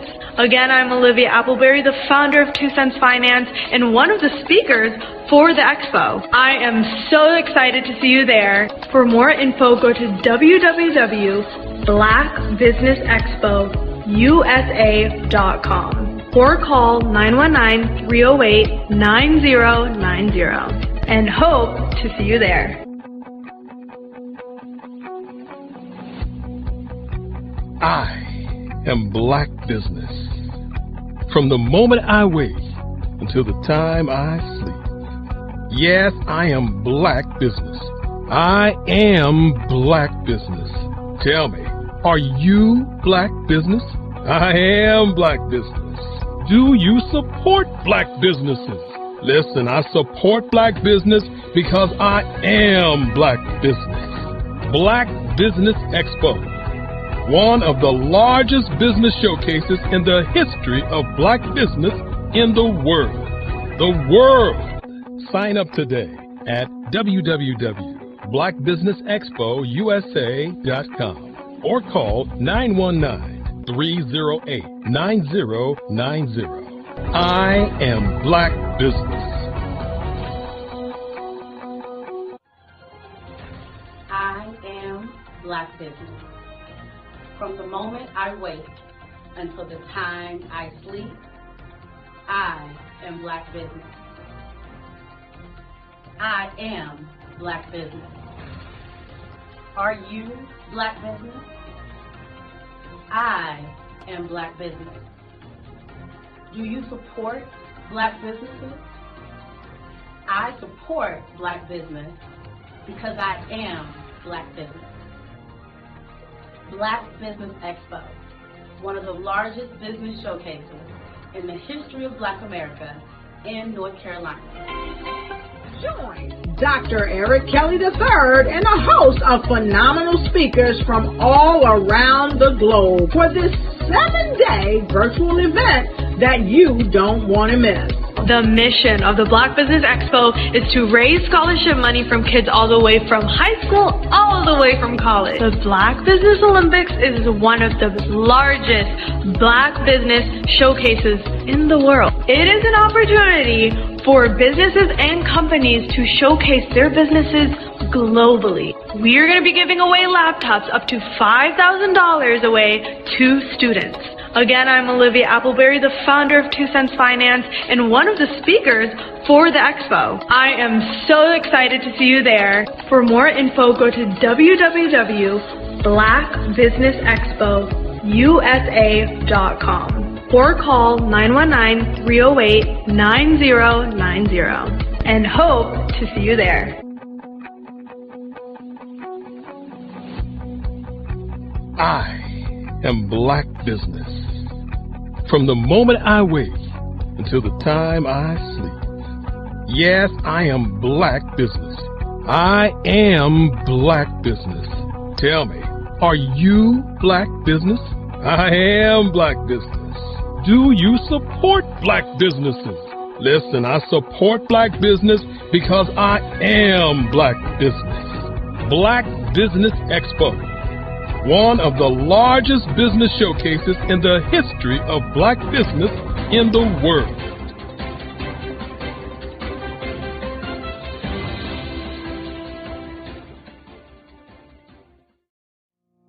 Did you know that approximately 333.34 million businesses exist today, according to a report from 2021? And you may be one of those businesses, or maybe you're not in the business market yet, but you're aspiring to be a business owner. Well, guess what? You're in the right place at the right time. Because let's face it, everything is about timing and opportunity. Hi, my name is Dr. Lotus Richey, and I'm the CEO and founder of the Lotus Richey Coaching and Consulting LLC, along with the Lotus Richey Ignite Show. 15 minutes of success with Dr. Lotus Richey, as well as books to boom your business and bring who you are. And today, I want to bring this amazing message to you about the Black Business Network and the Black Business Olympics. See, the Black Business Network and the Black Business Olympics is designed to help people just like you, that's right, that look like me, to take their business to the next level. Not just in your front yard or your backyard, but globally. The Black Business Network and Black Business Olympics is designed not to just help you survive, but to help you thrive. So join us today as we come together with businesses all around the world to support our students, our children, our young teens, our young entrepreneurs. What we do is we come together to help raise funds for students who are aspiring to be business entrepreneurs, who are aspiring and who are thriving in college. We endow them with a wonderful opportunity to gain scholarship of either a laptop, or several thousands of dollars. And we invite you to help be a contributor to this amazing opportunity to help someone that looks just like you. So join us today at our website and let us connect with you and help you ignite and take flight in every area of your life on the Black Business Network and the Black Business Olympics. I'll see you on the other side.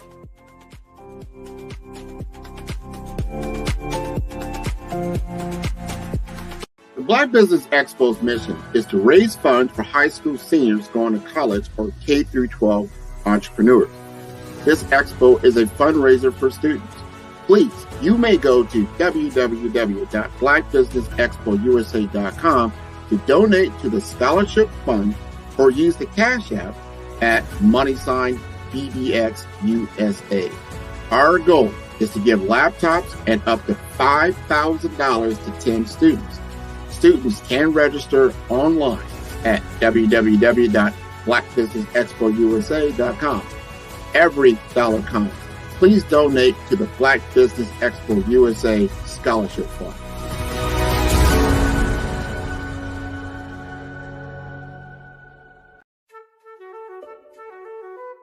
This is Dr. Arnold T. Petsworth. He's the owner of Petsworth Vet World, a veterinary clinic in Hopton, Connecticut. His patients include dog, cat, frog, fish, Goldie, dog, and this alpaca. Due to doctor-patient confidentiality, we can't tell you their names. Business at Vet World was steady, and then quarantine hit. Neighbors brought new four-legged friends into their homes. Bunnies. Bunnies everywhere. Dr. Petsworth welcomed these new patients with open arms. The only problem? There were more appointments than he could manage.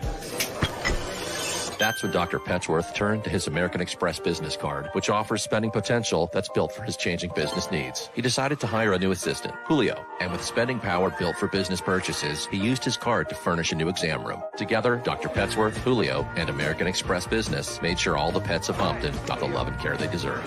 And everyone was happy. Get the card built for business by American Express. Phenomenal Tanya T. Wise, who is here from the great state of Maryland. Tanya, welcome and thank you for being with us today. Can you indulge our audience a little bit and tell them just a little bit more about who you are and what it is that you do?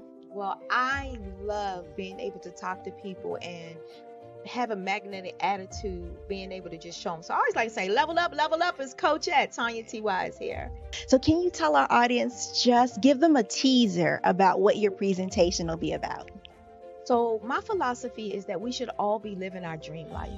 So tomorrow I'm going to talk about how you start living your dream life. What are some of the things that you thought about in your childhood that you just kind of let go and dormant? Wow. And I want to reignite that and just give you some pointers and some tips, some tools, some strategies to be able to start living your best life now. And guess what, Rhonda?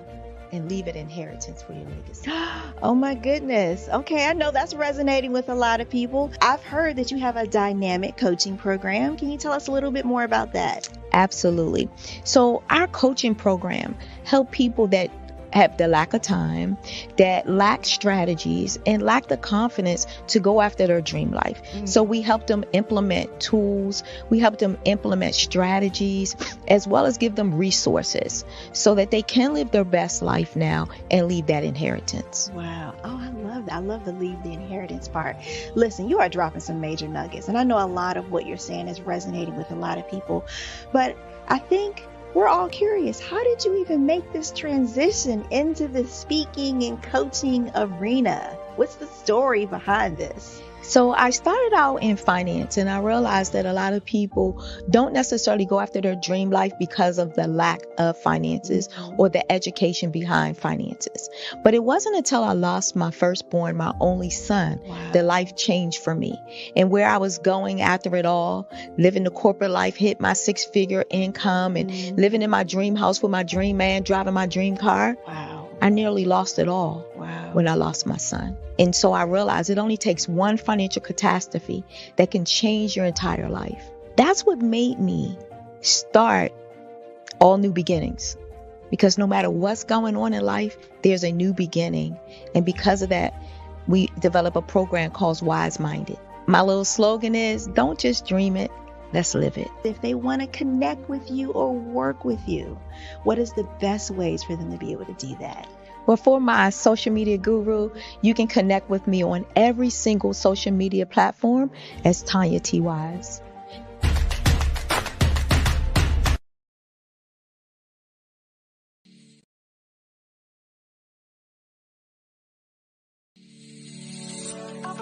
Did you know that our black dollar only lasts for 6 hours in our community? Yet other communities, their dollars last for 19 to 30 days. The Black Wall Street Nation. Black Wall Street Nation. Yes, that's why we created the Black Wall Street Nation. Black Wall Street Nation is a centralized directory available to all black businesses across the world. It was created for businesses like you, the ones that want to start and the ones who have a dream that have already started, such as businesses like Drop in a Bucket Productions, Valito Foods, Sugar Tea Branding Firm, All the Dazzle, Buncakeaholic, Miss Riot, and you. We'll have marketing, seminars, and some funding coming soon just for you. So, we want you to come and join us. www.blackwallstreetnation.com. See you there.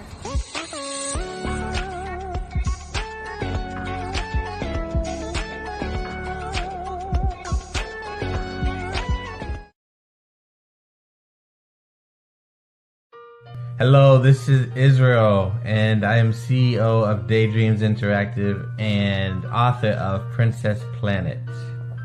So, genius is common, and as a kid, I loved to daydream. Even as an adult, I loved to daydream.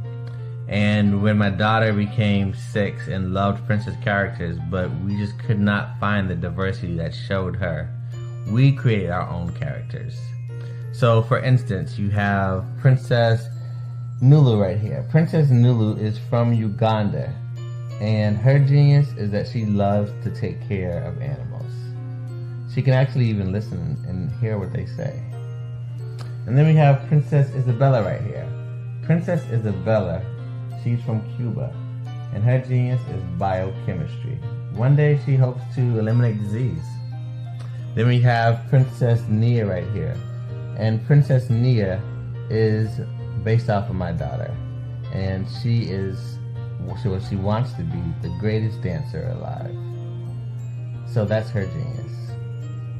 So what's your genius? My genius is my imagination. Genius is common.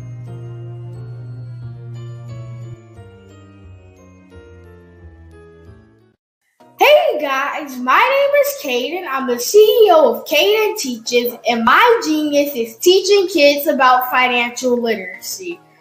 Throughout my financial products, such as my financial flashcards, my activity book, and my newest project, my financial bus, which I bought. And on the bus, it has a mock bank where kids will learn how to deposit and withdraw money, a mock grocery store where kids will be able to learn how to have a family budget, and a mock stock exchange where kids will even be able to learn how to invest in stocks. Now, I decided to start teaching kids about financial literacy because I find that most kids graduate high school without even knowing the basics about financial literacy. And I feel if I were to teach kids about financial literacy, that I would be able to help kids tap into their genius. And I actually learned about financial literacy to my dad because I would go to business meetings with him, and I would always see that they were talking about financial literacy. And at that point, I didn't understand what financial literacy was. So I took it upon myself to learn about financial literacy and teach it to kids in a way that they could understand. But I want you guys to help me help kids tap into their genius by going to my website, cadenteaches.com, and you can sew into me in my financial bus by going to my GoFundMe link. And remember, if Caden can, you can too, because genius is common.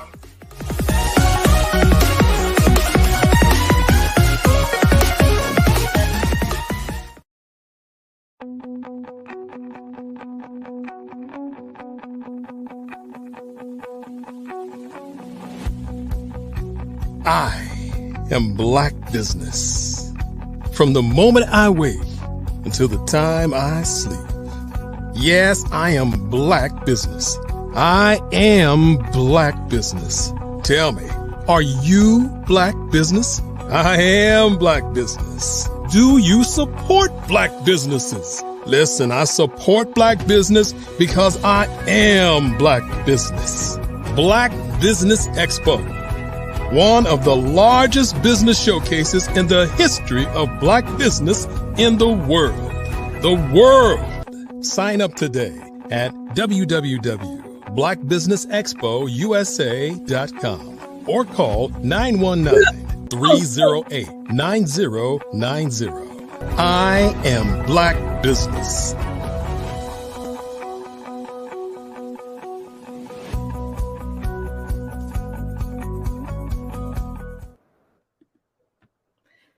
Great morning, business owners, entrepreneurs, thought leaders, and corporations. Welcome to the Black Business Network.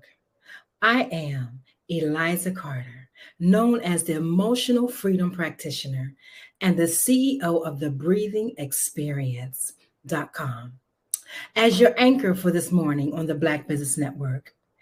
The Black Business Network is a 24-hour business network showcasing Black businesses, business owners, entrepreneurs, and thought leaders worldwide.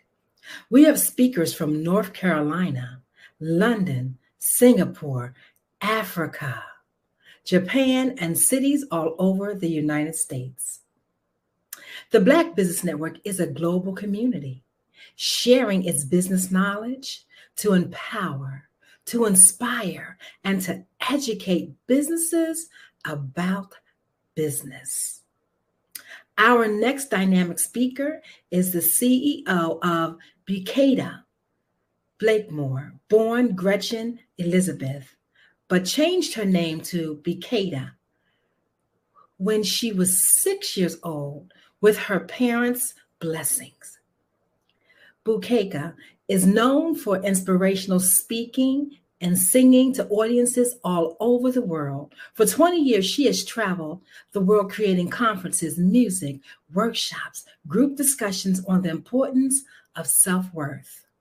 She is an entrepreneur in the travel industry, and the company is Travel Bukeida Style, and was part owner of the media company Fabutainment, TV on Roku, Android, and Amazon Fire Stick. Later, she and Eugene co-founded the Fave Unite TV in 2016. She described herself as a powerful creator in the universe. Welcome to the Black Business Network. And how are you today? I am wonderful. Thank you so much, Eliza, for that beautiful introduction. I appreciate it so much. You're very welcome. I look forward to hearing you. And genius is common, and I will see you on the other side. Thank you.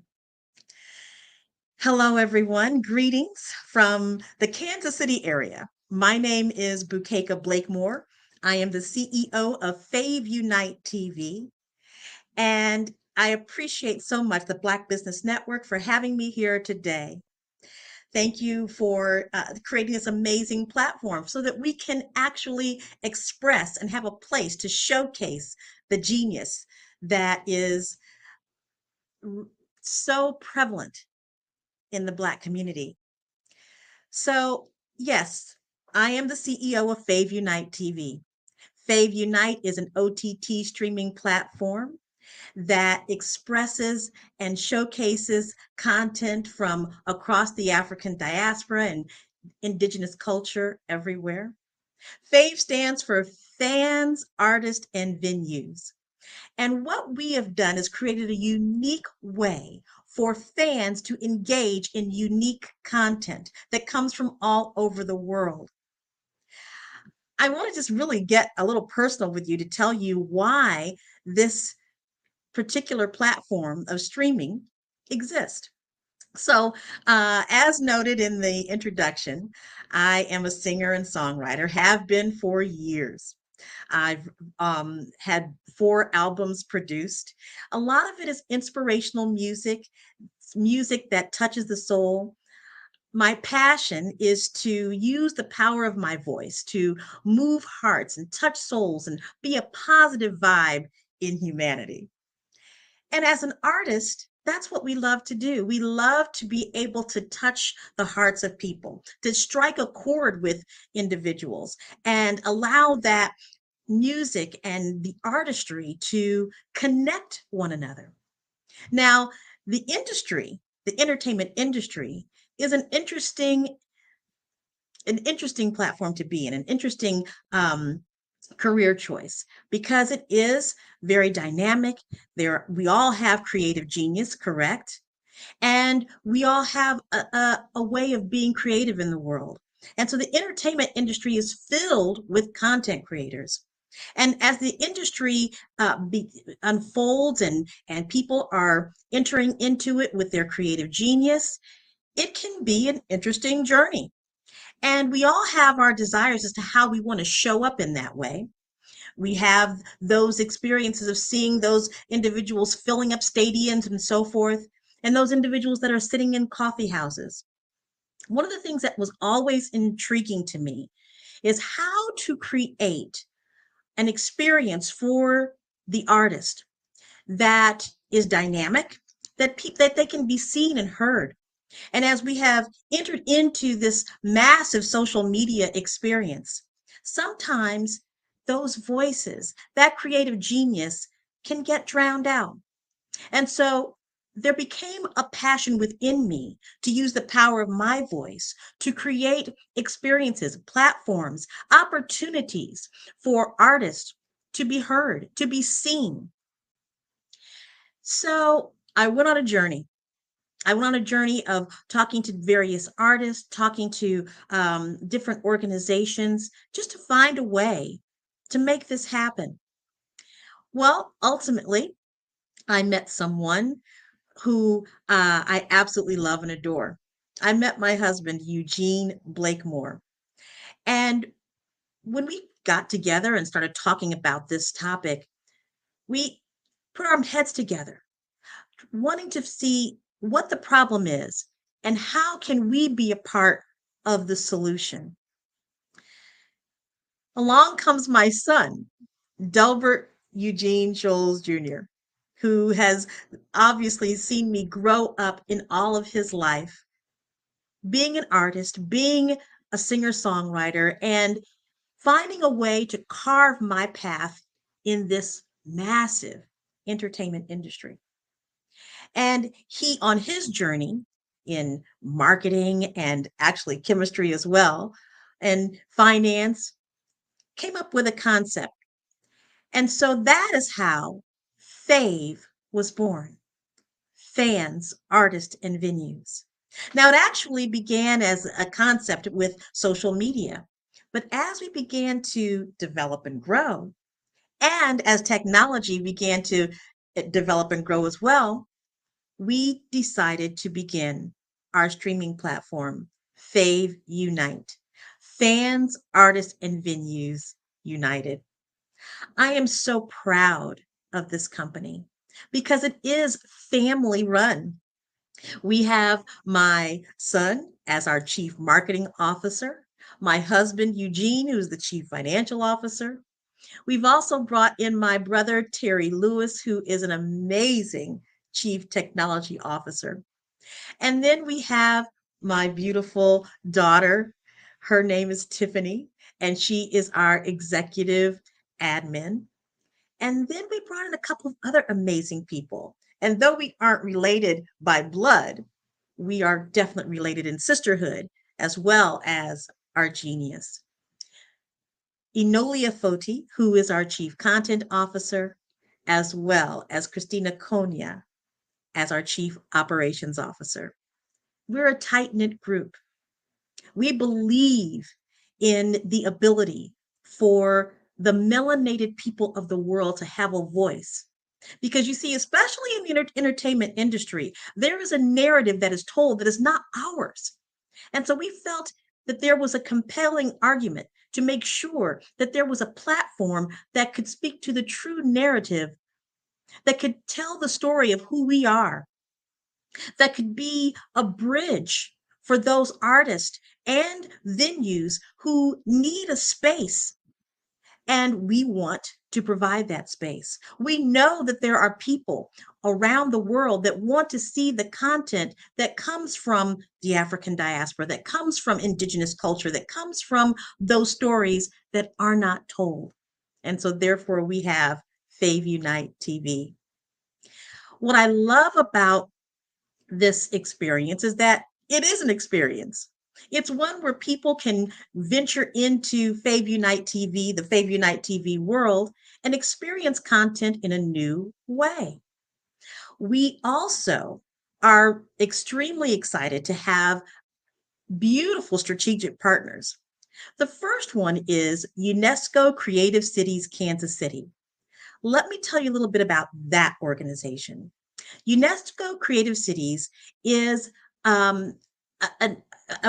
basically a branch of the United Nations. UNESCO stands for United Nations Education, Science, Culture Organization. And so cities around the world have been designated in particular areas: music, film, gastronomy, media, design. And Kansas City, Missouri is the UNESCO City of Music in the United States. We are the only one in the United States, and I proudly serve as treasurer of that organization. So one of the things that we do in UNESCO Creative Cities Kansas City is to highlight the musician. As a city of music, we are focused on we promote all types of music, but Kansas City, of course, has a staple, and that's jazz, one of my favorite types of music to perform. So with this strategic partnership, the content that comes from UNESCO cities around the world of music and others are able to showcase their creative genius on our platform. So when you go to faveunitetv.com, you'll see some of the artists that are reflected in UNESCO Creative Cities of Music Kansas City. Flautist Amber Underwood, pianist Angela Ward, and so many more. We are so excited to have that strategic partnership on Fave Unite TV. The other strategic partner that we're excited about is Vision Afrique Development. We're excited because they are going to be helping bring in content from all over the continent of Africa, from film to music, for podcasts, and so many other types of creative genius that we know exist on that continent, and giving the world a chance to see it from our platform. We're very excited for the collaboration that we have with these two amazing strategic partners. We also have a strategic partnership with You Think Indigo, a think tank out of North Carolina that is expanding across the globe.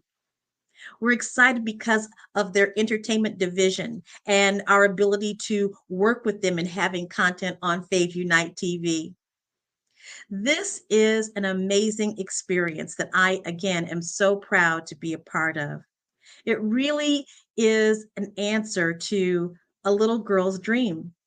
I remember when my father, Dr. Robert Newby, asked me, "Honey, what do you want to do when you grow up?" And I said, "Dad, I really think I want to get into journalism." And, he said, "Well, that's great." And he says, "But you're a wonderful singer." And I said, "Well, got that from my mom, Joan Newby." And so I entered into my adult world as an artist. But in the back of my mind, there was always that desire to have a media company. And I wasn't sure how it was going to happen. But you know what? As a woman of faith, it came to me. It came to me. And so as the ability to begin operating my own streaming platform, my own over-the-top OTT streaming platform, it came to me. And so not only am I able to help content creators all around the world live their dreams, trust and believe I am living mine. You heard in the introduction that a part of my work is as an inspirational and motivational speaker, and the ability to help people understand their worth. One of the things that is very clear to me, and you heard about it, or you kind of got a glimpse of my experience with self-worth entering the entertainment industry. Our self-worth is inherent. You can't take it away. It doesn't leave you, because as a being, you are worthy. And that's the message that I also have on the show, Worthy of Wonderful, which you will see on Fave Unite TV. The ability to know your worth, be anchored in it, and do all that you do from that place of knowing your inherent worth is so critically important. It's important to you as an individual to know that when you wake up in the morning, you are worthy. And when you go to bed at night, you are worthy. And as you stand and live in that sense of worth, you are passing that down generation to generation to generation. Knowing our inherent worth means that we are able to express ourselves in greater ways. It means that we're able to speak more clearly, that our thoughts come from a place of knowing that we are worthy. We are worthy of having a healthy body. We are worthy of being financially free. We are worthy of having the life experience that we desire. We are worthy of living wherever we want to live in the world and being all that we can be while we're here. So as I step into this experience of being a chief executive officer of Fave Unite TV, I step in knowing my worth, knowing that this concept and this idea is worthy of being, that this concept of bringing people together, fans, artists, and venues in a dynamic atmosphere is worthy of being, because I am worthy of being.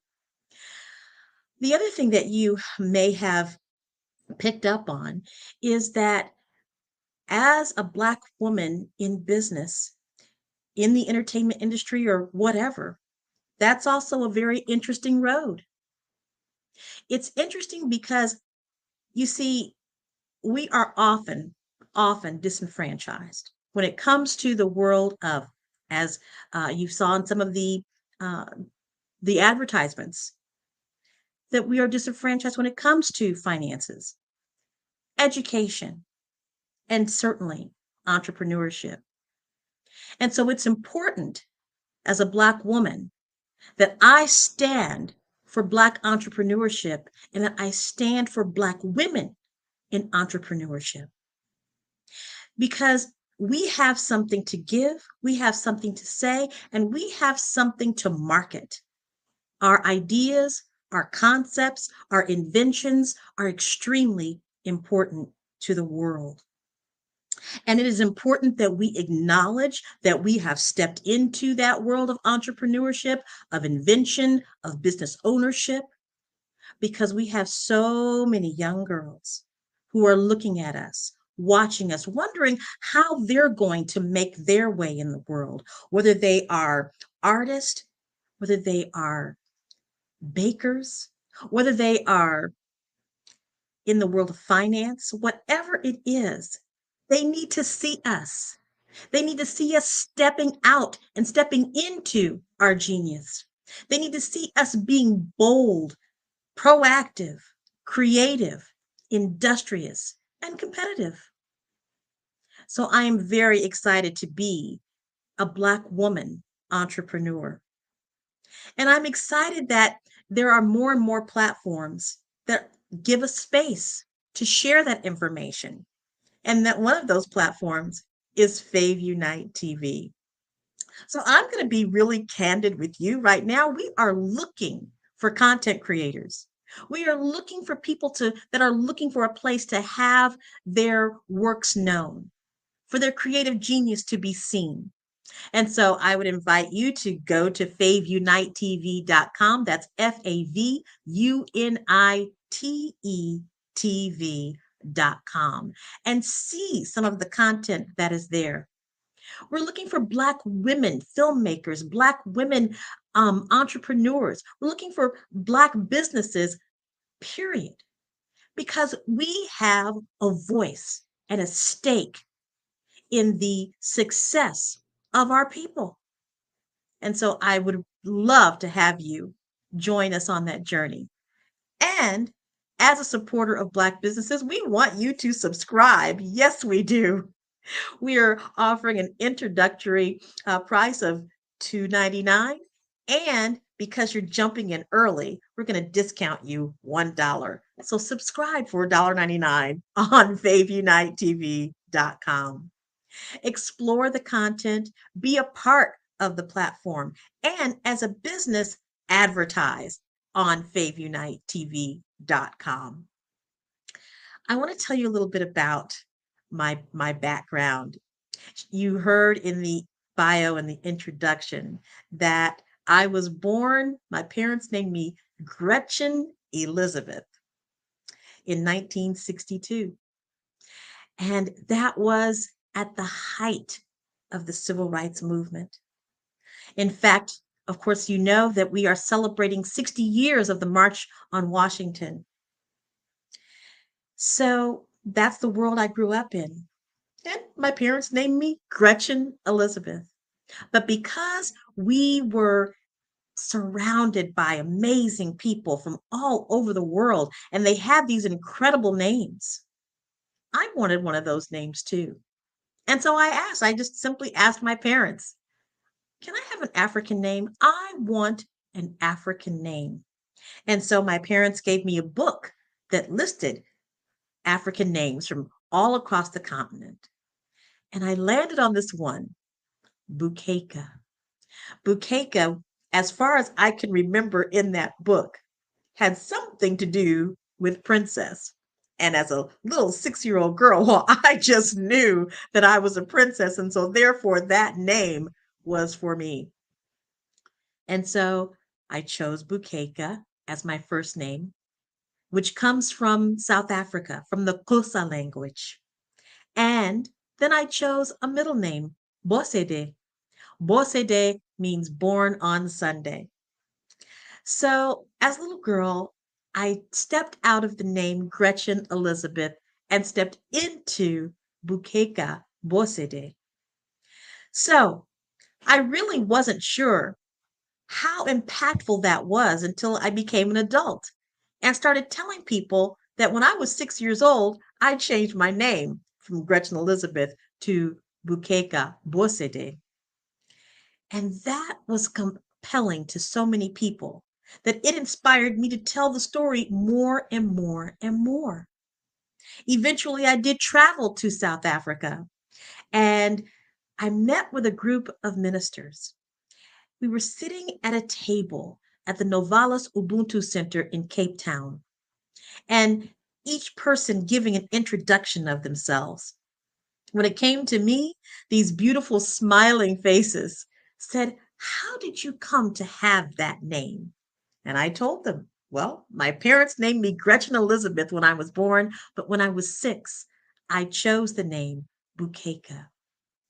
And they told me, Bukeka, because you were such a little girl when you chose that name, believe me, you were ordained by God to do something wonderful.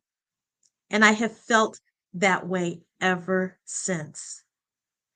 So, as a woman in business, in entertainment, that has grown up in the most powerful time in our history, I bring a certain element to entrepreneurship.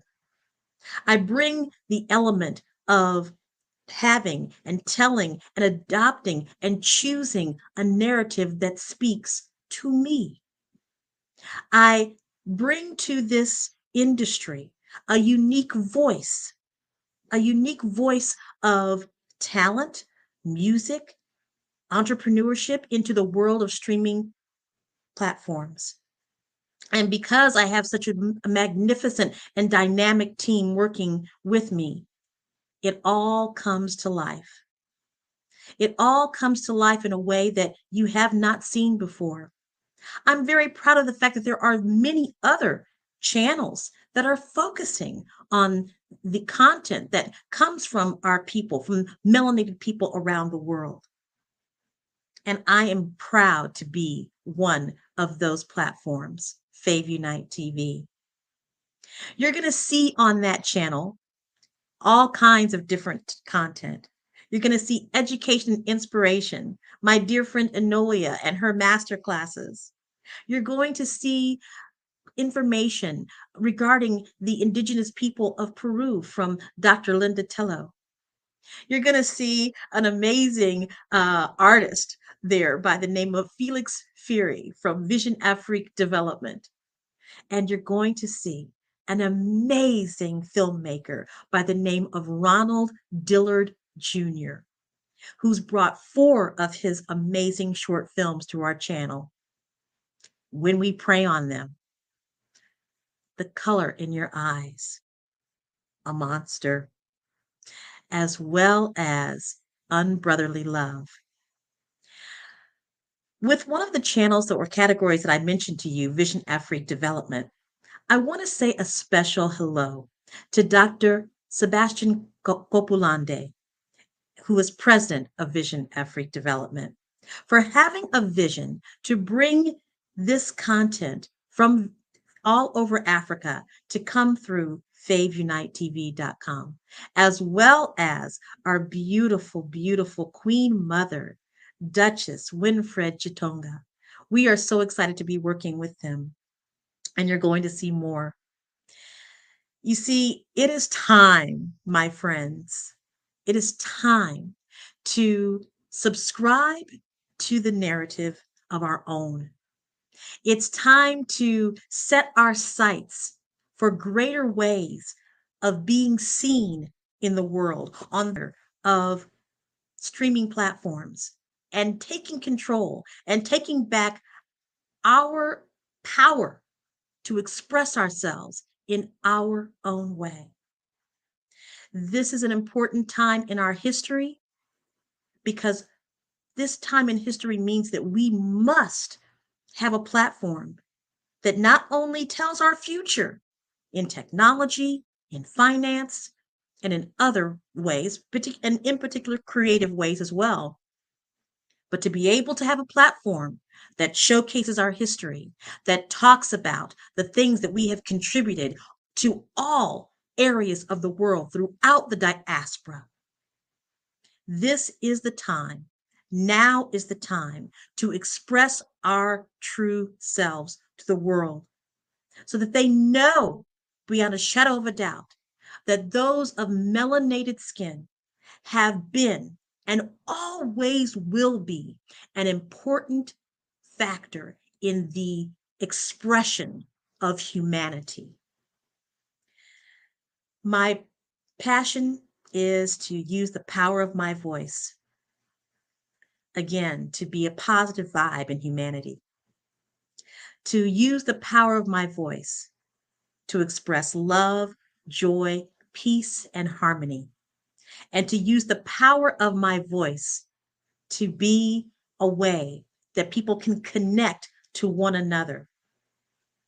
So, how do you get onto FaveUniteTV.com? Well, you first need to go to the site, FaveUniteTV.com. And then you're going to see various ways in which you can see content. First of all, we offer a way for you to browse through the content and just see what's available. You're going to see that under the preview in the menu, and you'll go to browse. There's also ways that you'll be able to see specific things that are coming through from different parts of the world in our screening room.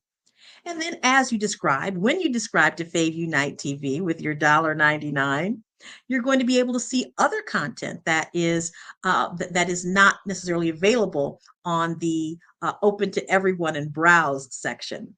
We're going to be having dynamic events and places for you as content creators to showcase your content.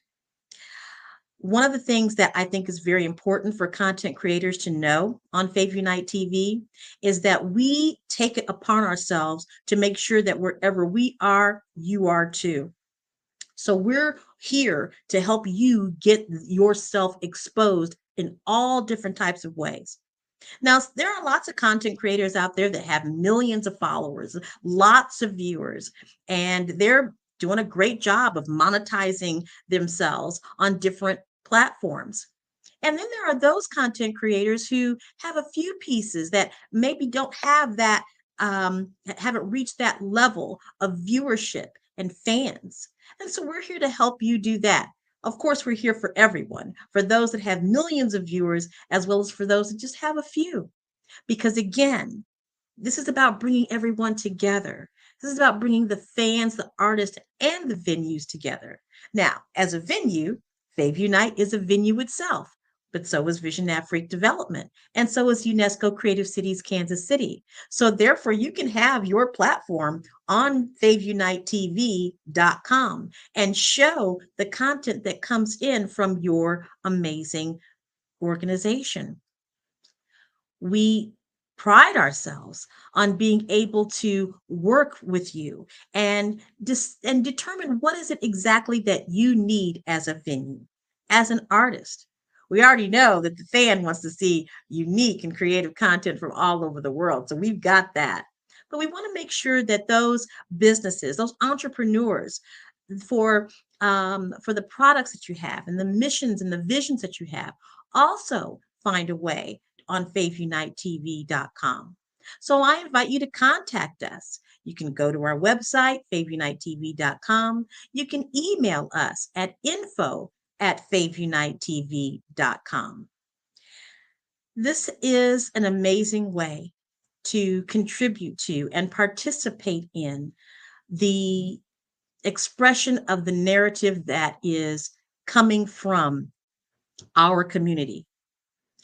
It is a beautiful way to see all kinds of different content from around the world that expresses who we are in humanity. I think one of the things that we find that's a little bit challenging in this world of streaming is that there is a lot to offer, and we see the big ones as the go-to, right? I mean, I'm just going to say it. Everybody thinks that, well, I need to, all the filmmakers and so forth. Well, if I can get my work on Netflix, if I can get my work on Hulu, if I can get my work on these major platforms, wouldn't I be a success? Well, let me tell you something.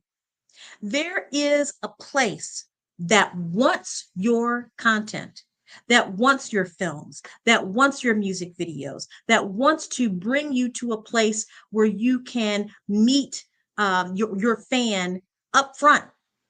And that place is faveunitetv.com. So we are a platform for success. And what we want to do is we want to be that bar. We want to say, for this type of content, this is where I want to be. I want to have my content on faveunitetv.com because it is a representation of who I am as an artist and as an entrepreneur. And that's important. Because what happens is if you discount what a Black streaming channel has to offer by making these others very, very well-known platforms as the standard, then what are you saying about yourself? What are you saying about who you are as a melanated individual if your content can only be seen on platforms that don't necessarily reflect who you are? I want you to know that we are here for you, that we are here for you in the most dynamic way. This is important. This is important. We are looking for new as well as established artists to come to faveunitetv.com. The world is big. There is so much to offer. We are creative geniuses all around the world. We want you to know that you can come to faveunitetv.com, that you are supported. For those of you that are musicians, we have UNESCO Creative Cities of Music. We have Silly Money Records, our own record label. We have so many ways that you can connect with us through helping you improve what you're wanting to do as an artist, from educational platforms and classes and ways that you can learn more about how to improve your craft. Come to faveunitetv.com. I want again to say thank you so much for Black Business Network. This is so important. This is what the ancestors whose shoulders we stand on appreciate so much. And I thank you so much for having me here. Mrs. Bukeka, I'm serious. I am so elated with you. And I'm going to tell you why.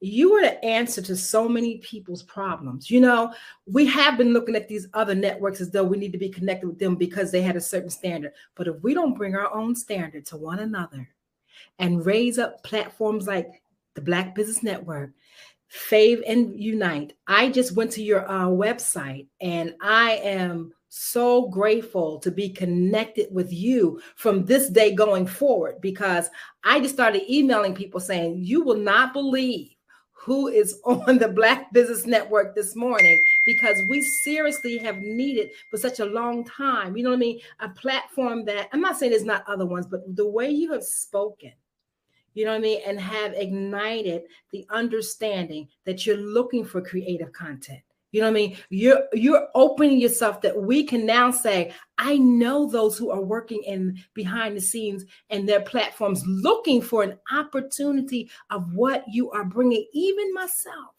I'll tell you, you made me sit back and think about when you changed your name. I changed my name. Very few people know that. I took my middle name and made it my first name. And made my first name my middle name, because growing up, I did not believe that name fit me. And even though my middle name meant one of God's most precious gifts, that's why my father and my mother named it.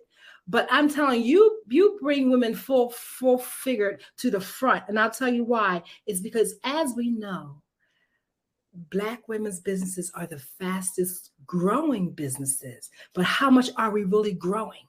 You know what I mean? If we're not connected and unifying ourselves together, because you've got the juice I need.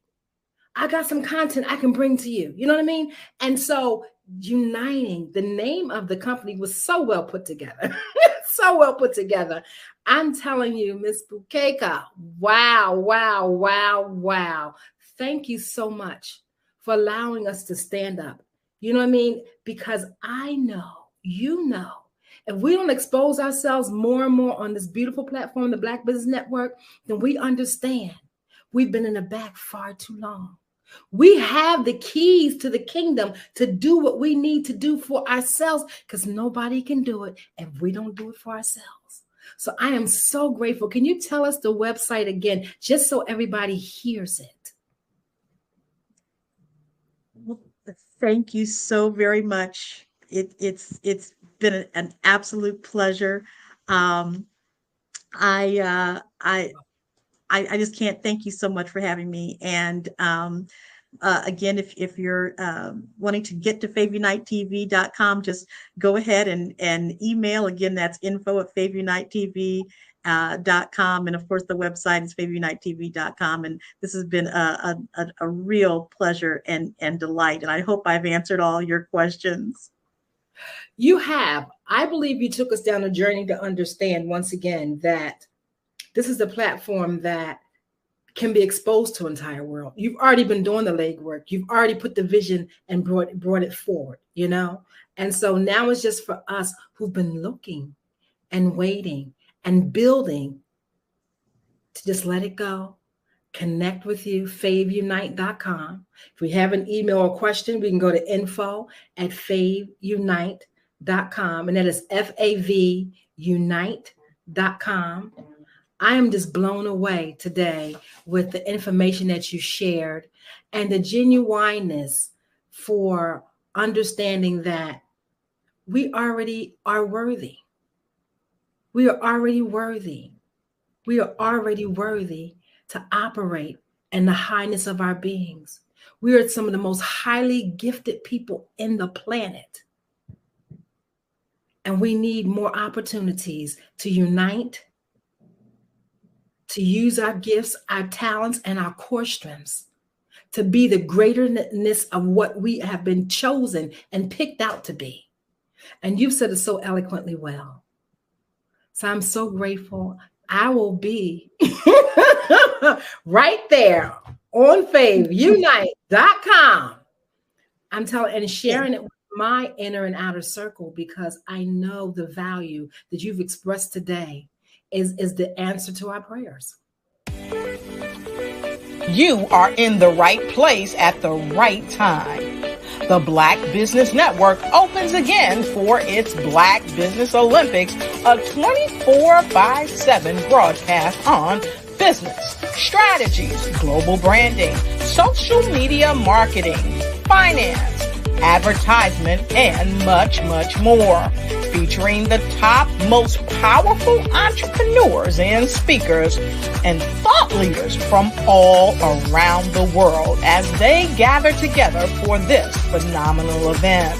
Join the Black Business Network streaming live into the metaverse, STEM City, USA, Black Multiverse, Pod TV, Roku, Hulu, iHeartRadio, Apple TV, YouTube, TikTok, Instagram, Google Podcasts, Facebook, LinkedIn, IBM TV, Spotify, and Twitch. Tune in today and be a part of this amazing movement.